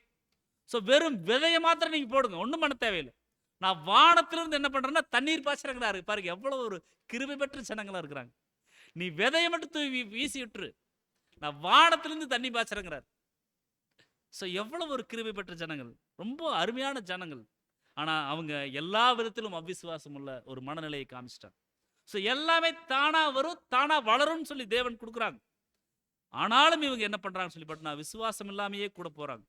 ஸோ இப்படி எல்லாத்தையும் சொல்லியிருக்கிறார் உபாகமத்தில். இவ எல்லாத்தையும் கேட்டாங்க, ஆனால் விசுவாசம் இல்லாமல் போயிட்டாங்க. விசுவாசம் இல்லாமல் கேட்டுட்டாங்க. அதனாலேயே அந்த தேசத்துக்குள்ள பிரவேசிக்க முடியாமல் போயிடுச்சு. ஸோ நம்ம கூட அநேகருக்கு இப்படிப்பட்ட அவிசுவாசங்கள் பல நேரங்களில் வரும். ஸோ நம்ம நிறைய சத்தியங்கள் கேட்கலாம், எல்லாமே கேட்கலாம். ஆனால் அதில் எந்த அளவுக்கு நம்ம விசுவாசம் வச்சிருக்கிறோம் தேவன் மேலே, என்ன நடந்துட்டாலும் தேவன் நடத்துவார் அப்படிங்கிற விசுவாசம் இருக்குங்களா? இப்போ தான் சத்தியம் கேட்டு வந்திருப்போம், வந்த உடனே ஒரு இன்சிடென்ட், ஏதாவது ஒரு ஒரு ஒரு துயரமான சம்பவமோ அல்லது ஏதாவது ஒரு ஒரு மன கஷ்டத்தை ஏற்படுத்தக்கூடிய ஒரு சம்பவம் நடந்துச்சுன்னா உடனே ஒரு விசுவாச குறைச்சல் வந்துடும். உடனே நம்ம என்ன பண்றோம் அப்படின்னா சோர்ந்து போயிடுறோம். என்னாச்சு கேட்ட சத்தியம், என்னாச்சு கேட்ட சத்தியம். ஸோ சத்தியங்களை கேட்குறோம், எந்த அளவுக்கு விசுவாசம் வச்சிருக்கிறோம். ஸோ சத்தியத்தில் அங்கே விசுவாசம் தேவன் என்ன பண்ணியிருக்காங்கன்னா கலந்துருக்கிறாங்க. அப்படின்னா நம்ம கேட்ட சத்தியங்களின்படி நம்ம நடப்பதற்கு விசுவாசம் தேவை. ஸோ விசுவாசம் இல்லாமல் அவங்க கேட்டாங்க, ஆனாலும் அவங்க என்ன பண்ணுறாங்கன்னு சொல்லி பார்த்தோம்னா அந்த ஒரு மேலான ஸ்லாக்கியத்தை இழந்துடுறாங்க. ஸோ அவங்க பாருங்க முதல் வருஷத்துலேயே என்ன பண்ணியிருக்காங்கன்னு சொல்லி பார்த்தோம்னா 10 முறை தேவனை பறித்து பார்த்துருக்காங்க. 10 முறை. அதான் என்னாகமத்தில் நம்ம வந்து படிக்கிறோம் 11 என்னாகமம் அது பார்க்குறோம் பாருங்க. என்னாகமம் 14, 22, 23. என் மகிமையையும் நான் எகிப்திலும் வனாந்தரத்திலும் செய்த என் அடையாளங்களையும் கண்டிருந்தும் என் சத்தத்திற்கு செவிகொடாமல் இதனோடே 10 முறை என்னை பரிட்சை பார்த்து மனிதரில் ஒருவரும் அவர்கள் பிதாக்களுக்கு நான் ஆணையிட்டு கொடுத்த தேசத்தை காண மாட்டார்கள். எனக்கு கோபம் உண்டாக்கினவர்கள் ஒருவரும் அதை காண மாட்டாங்கன்னு சொல்லி சொல்றார். ஸோ கானானுக்கு போறோம் அப்படின்னு சொல்லி புறப்பட்டவங்கள போற வழியில அவங்களுக்கு என்ன அவிசுவாசம் இருந்துச்சுன்னா, நான் போய் சேருவோமா, போக மாட்டோமா, போகிற வழியில் சாப்பாடு கிடைக்குமா, கிடைக்காதா? இறைச்சி கிடைக்குமா? கிடைக்காதா? ஸோ இப்படி இப்படி இப்படி தான் அவங்க மனநிலை இருந்துருச்சு. அவிசுவாசமாகவே சிந்திச்சுட்டு இருந்தாங்க. ஸோ தேவனை நோக்கி முறையிட்டுட்டே இருக்கிறாங்க. ஸோ போற வழியில ஏற்பட்ட சின்ன சின்ன அனுபவங்கள், பிரச்சனைகள் இதெல்லாம் அவங்களுக்கு ரொம்ப பெருசா தென்பட்டுருச்சு. ஸோ எல்லாத்தையும் விட்டுட்டு வந்தோமே, ஸோ அங்க இப்படி நம்ம கஷ்டப்படுறோமே அப்படிங்கிற ஒரு மனநிலை வந்துருச்சு. அப்படின்னா அவங்க எப்படி எப்படி நினைச்சாங்கன்னா, எல்லாத்தையும் என்னென்ன விட்டுட்டு வந்தோமோ அதெல்லாம் ரொம்ப பெருசா தெரிய ஆரம்பிச்சிருச்சு. அங்க காடை, கறி இதெல்லாம் இறைச்சியெல்லாம் அவங்களுக்கு ரொம்ப பெரிய விஷயமா தெரிஞ்சிருச்சு. இங்க அதெல்லாம் இல்லையே. அங்கெல்லாம் நிறைய கிடைச்சதே. வெள்ளரிக்காய், பூண்டு இதெல்லாம் அங்க நிறைய கிடைச்சது. நல்லா நல்லா சாப்பிட்டோமே அப்படின்னு. அந்த மாதிரி எண்ணங்கள் அவங்க வந்துருச்சு. ஸோ விட்டு வந்ததெல்லாம் ரொம்ப பெருசா அவங்களுக்கு தெரிய ஆரம்பிச்சிருச்சு. அதனால அவிசுவாசம் அவங்களுக்குள்ள வந்துருச்சு. விசுவாசம் இழந்துட்டாங்க. ஸோ அதே போல தான் நம்மளுக்கு வர்றதுக்கு வாய்ப்புகள் இருக்கு அன்புக்குரிய சகோதரர் சொல்ல ரொம்ப கவனமா இருக்கணும். ஸோ இஸ்ரேல் புத்திரர் யாத்திராகமம் 17:7 இஸ்ரேல் புத்திரர் வாதாடுதலின் நிமித்தம் கர்த்தர் எங்கள் நடுவில் இருக்கிறாரா இல்லையா என்று அவர்கள் கர்த்தரை பரீட்சை பார்த்ததன் நிமித்தம் அவன் அந்த ஸ்தலத்திற்கு மாசா என்றும் மேரிபா என்றும் பெயரிடுறார். ஸோ இது தேவனுக்கு ரொம்ப வருத்தத்தை ஏற்படுத்திடுச்சு. என்னன்னா 40 வருஷமும் அவரை வந்து இப்படி பரீட்சை பார்த்துட்டு முரட்டாட்டம் பண்ணிட்டே இருக்கிறாங்க. இப்போ பாருங்க, தேவன் உற்சாகமா அவங்களை வழி நடத்துறாரு. இவங்க ஒரு முரட்டாட்டம் உள்ள ஜனங்களாகவே அவிசுவாசத்தோடையே தேவன் கூட பயணிக்கிறாங்க. ஸோ 40 வருஷமும் அவர் கூட வருத்தத்தோடையே போறார். இதை குறித்து தான் நம்ம எபிரேயர் 3:17 நம்ம படிச்சோம். அதாவது 40 வருஷம் அவர் வந்து யாரை அரோசித்தார் அப்படின்னா, கேஜேவியில் என்ஐவியில் ஹி ஏங்க்ரி ஃபார் 40 இயர்ஸ் அப்படின்னு சொல்லப்பட்டிருக்கு. கேஜேவியில் யார் கூட 40 வருஷம் அவர் வருத்தத்தோடு இருந்தார். ஸோ அவங்க துக்கப்படுத்தினாங்க அப்படின்னு தான் நம்ம வந்து படிக்கிறோம். ஸோ இப்படிப்பட்ட மனநிலையிலேயே அவங்க தேவன் கூடயே பயணிச்சிருக்கிறாங்க. தேவனும் அவர்களுக்கு வேணுங்கிற எல்லா விதமான அனுகூலங்களையும் ஏற்படுத்திட்டே தான் வர்றார். ஸோ என்ன கஷ்டங்கள் அவங்க வந்து தேவனுக்கு கொடுத்துட்டாலும் தேவனுடைய கிருபை அவர்கள் விட்டு விலகாமல் தொடர்ந்து அவருடைய பராமரிப்பு இருந்துகிட்டே தான் இருந்துச்சு. ஸோ நம்மளுக்கு கூட இந்த மாதிரி இந்த ஒரு பாதையில் போகக்கூடிய பரமக்கானான் போகக்கூடிய பாதையில் அவிசுவாசங்கள் எப்படியெல்லாம் வரும், விசுவாச குறைச்சல் வரும் அப்படின்னா, ஸோ நம்ம நிறைய சத்திய பாடங்கள் கேட்டுட்டாலும் ஸோ நம்மெல்லாம் சபை ஆயிடுவோமா, கரெக்டாக நாம் போயிடுவோமா, கரெக்டாக நாம் இருந்துருவோமா, இந்த பயம் இருக்கணும். அதே போல் அது அவிசுவாசமாக மாறி இருக்கக்கூடாது. என்னாலெல்லாம் முடியாதுங்க, நானெல்லாம் 2 நாள் அங்கே கன்வென்ஷனில் வந்து தங்கி இருந்து இதெல்லாம் முடியுங்களா, என்னால் முடியுமா, வேலையில் லீவு கொடுப்பாங்களா, 2 நாள் விட்டுட்டு வந்தால் என்ன பண்ணுவாங்க, என்னாலலாம் அது முடியுங்களா, இப்படியெல்லாம் நம்ம நினைக்கிறது அப்படிங்கிறது இதெல்லாம் ஒரு அவிசுவாசமான ஒரு விஷயங்கள் தான். ஸோ நம்ம கஷ்டங்கள், பிரச்சனைகள், பாடுகள் இதெல்லாம் நம்முடைய வாழ்க்கையில் வரும்பொழுது தேவன் நம்ம கூட இருக்கிறார் அப்படின்னு நம்ம நினைக்கணும், விசுவாசிக்கணும். இந்த கஷ்டங்களின் மத்தியிலும் பிரச்சனைகளின் மத்தியிலும் தேவ கரம் நம்மளை வழி நடத்துறத உணரணும். ஸோ இன்னைக்கு பாருங்க, நமக்கு நிறைய பாடங்கள் நம்முடைய விசுவாச வாழ்க்கையை பலப்படுத்திட்டு தான் வந்துட்டு இருக்கு ஒவ்வொரு நாளும். அது நம்மளை ஊக்குவிக்குது. ஸோ எந்த ஒரு சப்ஜெக்ட் கேட்டுட்டாலும், எந்த ஒரு தேவனுடைய வார்த்தைகள் நம்ம கேட்டுட்டாலும் எப்படி கேட்கணுமா, விசுவாசத்தோட கேட்கணும். அப்படி விசுவாசத்தோட கேட்டால் மட்டும்தான் நமக்கு அது பிரயோஜனமா இருக்கும் அப்படின்னு சொல்றார். சொல்லிட்டு அடுத்து எபிரேயர் 4:3 சொல்றாரு, விசுவாசித்தவர்களாகிய நாமும் அந்த இளைப்பாறுதலில் பிரவேசிக்கிறோம். அவருடைய கிரியைகள் உலகத்தோற்றம் முதல் முடிந்திருந்தும் இவர்கள் என்னுடைய இளைப்பாறுதலில் பிரவேசிப்பதில்லை என்று என்னுடைய கோபத்தில் நான் ஆணையிட்டேன் அப்படின்னு சொல்றார். ஸோ நம்முடைய எச்சரிப்பு என்ன, நம்மளுக்கு உண்டான எச்சரிப்பு என்னன்னா பாருங்க, இஸ்ரேல் ஜனங்கள் 10 முறை வந்து தேவனை பரிச்சு பார்த்தாங்க, கோபம் மூட்டுறாங்க, கானானுக்குள்ள போக மாட்டோம்னு சொல்லி அவங்க 10 பேர் துர்ச்செய்தி வந்து அவங்க வந்து சொல்றாங்க, அதை நம்புறாங்க. ஸோ அப்பதான் தேவன் வந்து சொல்றாங்க, நீங்கள் என்னுடைய இளைப்பாறுதலில் பிரவேசிப்பதில்லை அப்படின்னு சொல்லி கோபத்தில் அவர் என்ன பண்றாருன்னு சொல்லி பார்த்தோம்னா ஆணையிடுறார் அப்படிங்கிறத நம்ம வந்து கவனிக்கிறோம். ஸோ அந்த கோபத்தில் ஆணையிடுவது அப்படிங்கிறது கூட ஒரு அன்பு தான். அவங்களை நல்வழிப்படுத்தணுங்கிறதா தேவன் விரும்பிட்டாரே ஒழிய அவர்களை அப்படியே வந்து நிகிரகம் பண்ணுவதல்ல. பாருங்க, இன்னைக்கு வரைக்கும் இஸ்ரேல் ஜனங்களுடைய ஒரு வாழ்க்கை மீது அவங்க தேவன் என்ன பண்ணிட்டாருன்னா பராமரிச்சுட்டே தான் இருக்கிறார் அப்படிங்கிறத நம்ம வந்து பார்க்கணும். ஸோ இதுதான் நம்ம தேவனுடைய ஒரு தெய்வீக பராமரிப்பினுடைய விஷயமாக இருக்குது. ஸோ அங்கே விசுவாசித்தவர்கள் அப்படின்னா பாருங்க, பாதி நம்பிக்கை என்றால் பாதி இளைப்பாறுதல் கிடைக்கும், பூரண நம்பிக்கை என்றால் பூரணமான இளைப்பாறுதல் கிடைக்கும். நமக்கு தான் இது பாதி தான் தேவன் நம்பினோம்னா பாதி தான் ஆசீர்வாதம். பாதி தான் நம்ம உலக பிரகாரமான காரியங்களை விடுறோம் அப்படின்னா பாதி தான் ஆசீர்வாதம். ஆனால் பாருங்க, நாம பூரண நம்பிக்கை நம்மளுக்குள்ள இருக்கணும். பூரண நம்பிக்கை நாம் பெற்றுக்கொண்டால் மட்டும்தான் பூரண இளைப்பாறுதலை நாம் பெற முடியும் அப்படிங்கிறத நம்ம வந்து பார்க்கணும். அடுத்து நாம கவனிக்கும் பொழுது 4ஆம் வசனத்தில் சொல்றாரு, எபிரேயர் 4:4, மேலும் தேவன் தம்முடைய கிரிகளை எல்லாம் முடிச்சு 7ஆம் நாளில் ஓய்ந்திருந்தார் என்று 7ஆம் நாளை குறித்து ஓரிடத்தில் சொல்லியிருக்கிறார் அப்படின்னு சொல்றார். ஸோ 7ஆம் நாளை குறித்து சொல்றார். ஸோ மேலே நம்ம பார்த்துட்ட அந்த 3 வசனங்களில் பார்த்துட்ட ஒவ்வொரு காரியங்களுமே நம்ம நன்கு அறிந்திருக்கிறோம். ஆனால் அப்போஸ்தலனாகிய பவுல் இங்கே ஒரு புதிதான ஒரு காரியத்தை சொல்ல வர்றார். என்னன்னா, 7ஆம் நாளில் தேவன் என்ன பண்ணியிருக்காங்கன்னா ஓய்ந்திருந்தார். அப்போ 7ஆம் நாளில் தேவன் ஓய்ந்திருந்தாருன்னா நம்ம போல அல்லது உலக ஜனங்கள் போல ரெஸ்ட் எடுத்தாரா அப்படி நாம் அர்த்தம் எடுத்துக்கொள்ளலாமானா அப்படி அல்ல. ஏசாயா 40:28 சொல்றாரு, பூமியின் கடையாந்தரங்களை சிருஷ்டித்த கர்த்தராகிய அனாதி தேவன் சோர்ந்து போவதும் இல்லை, இளைப்படைவதும் இல்லை, இதை நீ அறியாயோ, இதை நீ கேட்டதில்லையோ, அவருடைய புத்தி ஆராய்ந்து முடியாதது அப்படின்னு சொல்றார். ஸோ அனாதி தேவன் சோர்ந்து போவதில்லை, இளைப்படைவதும் இல்லை, இது நீ தெரிஞ்சுக்கோன்னு சொல்றார். ஸோ இப்படித்தான் நம்மளுக்கும் தேவன் புத்திமதி சொல்றாரு. ஆதியாகமம் 2ஆம் அதிகாரம் 2ஆம் வசனத்தில் சொல்றாரு, தேவன் தாம் செய்த தம்முடைய கிரியையை 7ஆம் நாளில் நிறைவேற்றி தாம் உண்டாக்கின தம்முடைய கிரிகளை எல்லாம் முடித்த பின்பு 7ஆம் நாளில் ஓய்ந்திருந்தார். யாத்திராகம் 20ஆம் அதிகாரத்தில் சொல்றாரு, கர்த்தர் 6 நாளைக்குள்ள வானத்தையும் பூமியையும் சமுத்திரத்தையும் அவைகளில் உள்ள எல்லாவற்றையும் உண்டாக்கி 7ஆம் நாளில் ஓய்ந்திருக்கிறாரு. ஆகையால் கர்த்தர் ஓய்வு நாளை ஆசீர்வதித்து அதை பரிசுத்தமாக்குறார். அதே 31:17 சொல்றாரு, அது என்னென்றைக்கும் எனக்கும் இஸ்ரவேல் புத்திரருக்கும் அடையாளமாயிருக்கும். 6 நாளைக்குள்ளே கர்த்தர் வானத்தையும் பூமியையும் உண்டாக்கி 7ஆம் நாளில் ஓய்ந்திருந்து பூரித்தார் அப்படின்னு சொல்றார். ஸோ இந்த வசனங்களை நாம் கவனிக்கும் பொழுது ஓய்ந்திருந்தார் அப்படின்னு சொல்லப்பட்டிருக்கு. ஸோ இது எப்படி அப்படின்னா பாருங்க, 7வது 7000 வருஷங்களை இது குறிக்கக்கூடியதாக இருக்குது. ஸோ மனுஷனை உண்டாக்குனதுக்கு அப்புறம் அங்கிருந்து எல்லா வேலையையும் அவர் வந்து முடிச்சிருக்கிறார். ஸோ சிருஷ்டிப்பினுடைய வேலைகள் எதுவும் செய்யாமல் அந்த 7வது நாளில் அவர் வந்து ஓய்ந்திருக்கிறார். ஸோ இந்த ஒரு ஓய்வை அங்கே வந்து குறிப்பிடுறார் அப்போஸ்தலனாகிய பவுல்.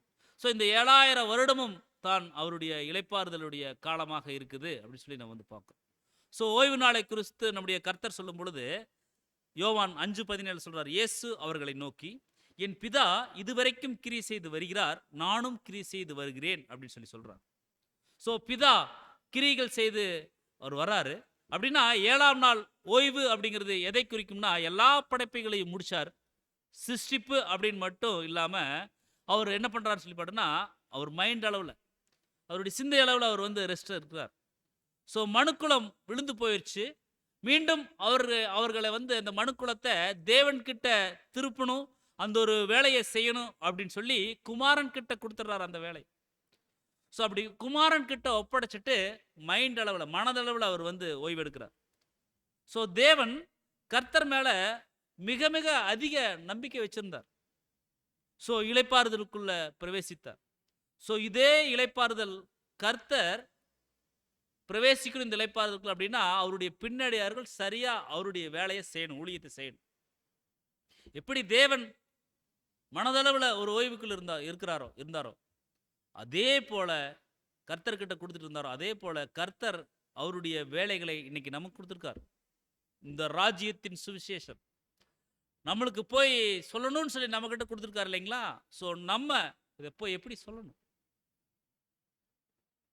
ஸோ எல்லாரையும் மனம் திரும்பும்படி அங்கே கர்த்தர் முதலாவது வருகையில் வந்திருந்த போது சொல்லிட்டார். ஆனால் எல்லாரும் வரல, ஏன்னா விசுவாசம் இல்லாமல் கேட்டாங்க.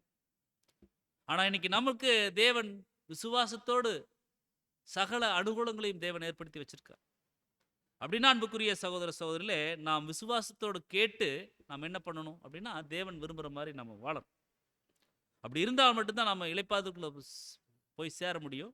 ஸோ கர்த்தர் நம்ம மேலே நம்பிக்கை வச்சிருக்கார், அதனால தான் அவருடைய ஊழியத்தை கொடுத்துருக்கார். ஸோ அப்படி இருந்துட்டா அவரும் என்ன பண்ணுறாருன்னு சொல்லி பார்த்தோம்னா நம்ம மேலே ஒரு நம்பிக்கை வைத்து ஒரு ரெஸ்ட்டுக்குள்ள இருப்பார்னு சொல்லி நம்ம வந்து பார்க்கணும். ஸோ நம்பிக்கையோடு இந்த ஒரு மாம்சத்தில் நம்ம வந்து இருக்கணும். எப்படின்னா கர்த்தர் நம்மளை நடத்துகிறார், தேவன் நம்மளை நடத்துகிறார் அப்படின்னு சொல்லி. ஸோ நாம் பூமிக்குரிய இந்த ஒரு உலகத்துக்குரிய அந்த ஒரு காரியங்களை குறித்து நம்ம வந்து கவலைப்பட தேவையில்லை. ஸோ எல்லாவற்றையும் தேவன் பார்த்துக்கொள்வார், கர்த்தர் பார்த்துக்கொள்வார் அப்படின்னு சொல்லி விசுவாசிக்கணும். விசுவாசித்து அவருடைய வழிநடத்துதலுக்கு காத்திருக்கணும். நம்முடைய கர்த்தர் கூட தன்னுடைய 2ஆம் வருகையில் வந்திருந்து சபையாகிய மணவாட்டியை ஆயத்தப்படுத்திட்டு இருக்கிறார் இப்போ. ஸோ நம்முடைய வாழ்க்கையில் எது நடந்துட்டாலும், என்ன நடந்துட்டாலும், ஸோ தேவன் பார்த்துக்குவார் அப்படிங்கிற ஒரு விசுவாசம், ஒரு நம்பிக்கை இருக்கணும். ஸோ இந்த ஒரு தற்காலிக இளைப்பாறுதல் தான் நாம் பிரவேசிக்கக்கூடிய நிஜமான இளைப்பாறுதலுக்கு, பரலோகத்திற்கு ஒரு வழிவகுக்கக்கூடியதாக இருக்குது. ஸோ அதைத்தான் நம்முடைய சகோதரர் சொல்லும்போது, தேவன் கர்த்தர் மேல் மிகவும் நம்பிக்கை வைத்தார். அதனால் தேவன் மனதளவில் ஓய்வெடுக்கிறாரு, இளைப்பாறுதல் பிரவேசிக்கிறார். இதே இளைப்பாறுதல், அதாவது தெய்வீக சமாதானத்தை நம்ம பெற்றுக்கொள்ளணும் அப்படின்னா தேவன் மேல் நம்பிக்கை வைக்கணும். தேவன் நம்மளை பார்த்துக்குவார் அப்படின்னு சொல்லி நித்தமும் நடத்துவார். நாம தேவனுடைய கருத்துக்குள்ள அடங்கியிருக்கணும் அப்படின்னு சொல்லி நினைக்கணும். அதனால தான் தெய்வீக வழிநடத்துதலுக்கு நம்மை உட்படுத்தினால்தான் இந்த ஒரு இளைப்பாறுதலுக்குள்ள நாம் பிரவேசிக்க முடியும். அதனால் இந்த இளைப்பாறுதலுக்கு பிரவேசிப்போம் அப்படிங்கிற நம்பிக்கையோடு இந்த ஒரு மாம்சத்தில் நம்ம விழித்திருக்கணும்னு சொல்லி அப்போஸ்தலனாகிய பவுல் சொல்றாங்க. எல்லாம் தேவன் பார்த்துக்குவார். ஏன்னா அன்றியும் அவருடைய தீர்மானத்தின்படி அழைக்கப்பட்டவர்களா தேவனிடத்தில் அன்பு கூறக்கூடியவர்களுக்கு சகலமும் நன்மைக்கு எதுவாக நடக்குது.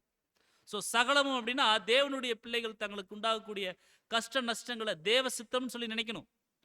சகலத்திலும் திருப்தியுள்ளவர்களாக இது எல்லாமே நன்மைக்குன்னு தான் நடக்குது அப்படின்னு சொல்லி நினைக்கணும். தேவனுக்கு விரோதமாக ஒருபோதும் முறுமுறுத்தக்கூடாது இந்த ஒரு வாழ்க்கையில். ஒருவேளை தேவன் இப்படிப்பட்ட காரியங்களின் மூலமாக நம்மளை வந்து சீர்படுத்தி அவருடைய வேலைக்கு, அவருடைய ஊழியத்துக்கு மாற்ற சித்தம் கொண்டிருக்கலாம். ஸோ நாம் நம்முடைய குறைகளை நிதானித்து அறிய தகுதியற்றவர்கள் அப்படின்னு நம்ம நினைக்கணும். அதுபோல தான் தேவ சித்தத்தை அறிவதற்கும் நாம் தகுதியற்றவர்கள். அதை நம்ம நினைவில் வச்சுக்கணும். ஏன்னா பாருங்க, இந்த ஒரு உலகம் அப்படிங்கிறது அது மாறக்கூடிய ஒரு உலகம் தான். அதான் மாறும் உலகில் மாறாத தேவனால மறவாமல் நாம் நினைக்கப்படுறோம். அப்படிப்பட்ட கிருபை பெற்றுக்கிறோம். ஏன்னா தேவன் உடைப்பது அப்படிங்கிறது அது ஒரு நன்மைக்காகத்த ஒரு விதை. அது செத்தால்தான் ஒரு மரமாக, ஒரு விருட்சமாக உருவாகும். ஸோ தேவனிடத்துல நம்பிக்கை வைக்கிறவர்களுக்கும் தேவனிடத்துல அன்பு கூறுகிறவர்களுக்கும் சகலமும் நன்மைக்கு எதுவாக நடக்கும் அப்படிங்கிற ஒரு நிச்சயத்தை நாம் வந்து தேவனிடத்திலிருந்து, கர்த்தரிடத்திலிருந்து நம்ம பெற்றுக்கிறோம். ஆசீர்வாதமற்ற எதுவுமே நமக்கு அருளப்படுவதில்லை. அப்போ நமக்கு ஒரு சின்ன ஒரு சிச்சை நம்முடைய வாழ்க்கையில் அனுமதிக்கப்படுது, நடக்குது அப்படின்னா அது தேவன் ஆசீர்வாதமாக மாற்றுவார். அது கூட ஒரு ஆசீர்வாதம் தான். ஸோ ஆசீர்வாதமற்ற எதுவும் நமக்கு அருளப்படுவதில்லை. நன்கு போதிக்கப்பட்ட இருதயம் அப்படிங்கிறது இங்கு நன்மை அப்படின்னு சொல்லி குறிப்பிடுவது எப்போதுமே பூமிக்குரிய நன்மைகளாக, தற்காலிக அனுகூலங்களாக இருக்காது அப்படிங்கிறத தெரிஞ்சிருக்கும். உண்மையான அர்ப்பணிப்பின் வாழ்க்கையில் இருக்கிறவங்களுக்கு இந்த பூமிக்குரிய நன்மையில நம்ம நல்லா வரலாம் அப்படின்னு நம்ம நினைக்க முடியாது. அப்படி நினைக்க மாட்டாங்க. அது பரத்துக்குரிய ஆசீர்வாதம். ஸோ மேலும் தேவனிடத்தில் அன்பு கூறக்கூடியவர்களுக்கு சகலமும் அப்படிங்கிறது தாங்கள் ஓடுவதற்கென்று தங்களையே அர்ப்பணித்த இடுக்கமான வழியில் வரக்கூடிய பரீட்சைகள், ஏமாற்றங்கள், சிக்கல்கள், கஷ்டங்கள் மற்றும் சோதனைகளையும் பிரதானமாக உள்ளடக்குது அப்படின்னு சொல்லி நம்ம வந்து பார்க்குறோம். ஸோ அவர் எப்படி தன்னுடைய கிரியைகளை முடித்து ஓய்ந்திருந்தாரோ அதுபோல நாம் அந்த ஒரு ஓய்வுக்குள்ளே நம்ம வந்து போகணும். அப்படின்னா தேவனிடத்தில் நிச்சயம் நம்மளுக்கு தேவை விசுவாசம். ஸோ விசுவாசம் இல்லாமல் தேவனுக்கு பிரியமாக இருப்பது கூடாத காரியம் அப்படிங்கிறத நம்ம வந்து பார்க்குறோம். ஸோ இதுதான் இன்றைய தினத்தில் தேவன் நம்மளுக்கு கற்றுக் கொடுக்கக்கூடிய ஒரு சத்தியமாக இருக்குது. ஸோ கேட்ட வசனத்தின்படி நாம் நடக்கணும், விசுவாசத்தோடு நாம் வந்து வாழணும். எல்லாவற்றையும் தேவன் பார்த்து கொள்வார். ஸோ நம்முடைய அனைத்து காரியங்களையும் தேவன் வழிநடத்தி செல்லக்கூடிய கிருபை பெற்றவராக, பராக்கிரமம் மிகுந்த தேவனாக இருக்கிறார். ஸோ விசுவாசத்தோடு அவருடைய பாதத்தில் சென்று சேர்வதற்கு தேவன் தாமே இந்த வார்த்தைகளை ஆசீர்வதித்து தருவாராக. பொறுமையோடு கேட்ட நம் அனைவரையும் தேவன் ஆசீர்வதித்து வழிநடத்துவாராக. ஆமென்.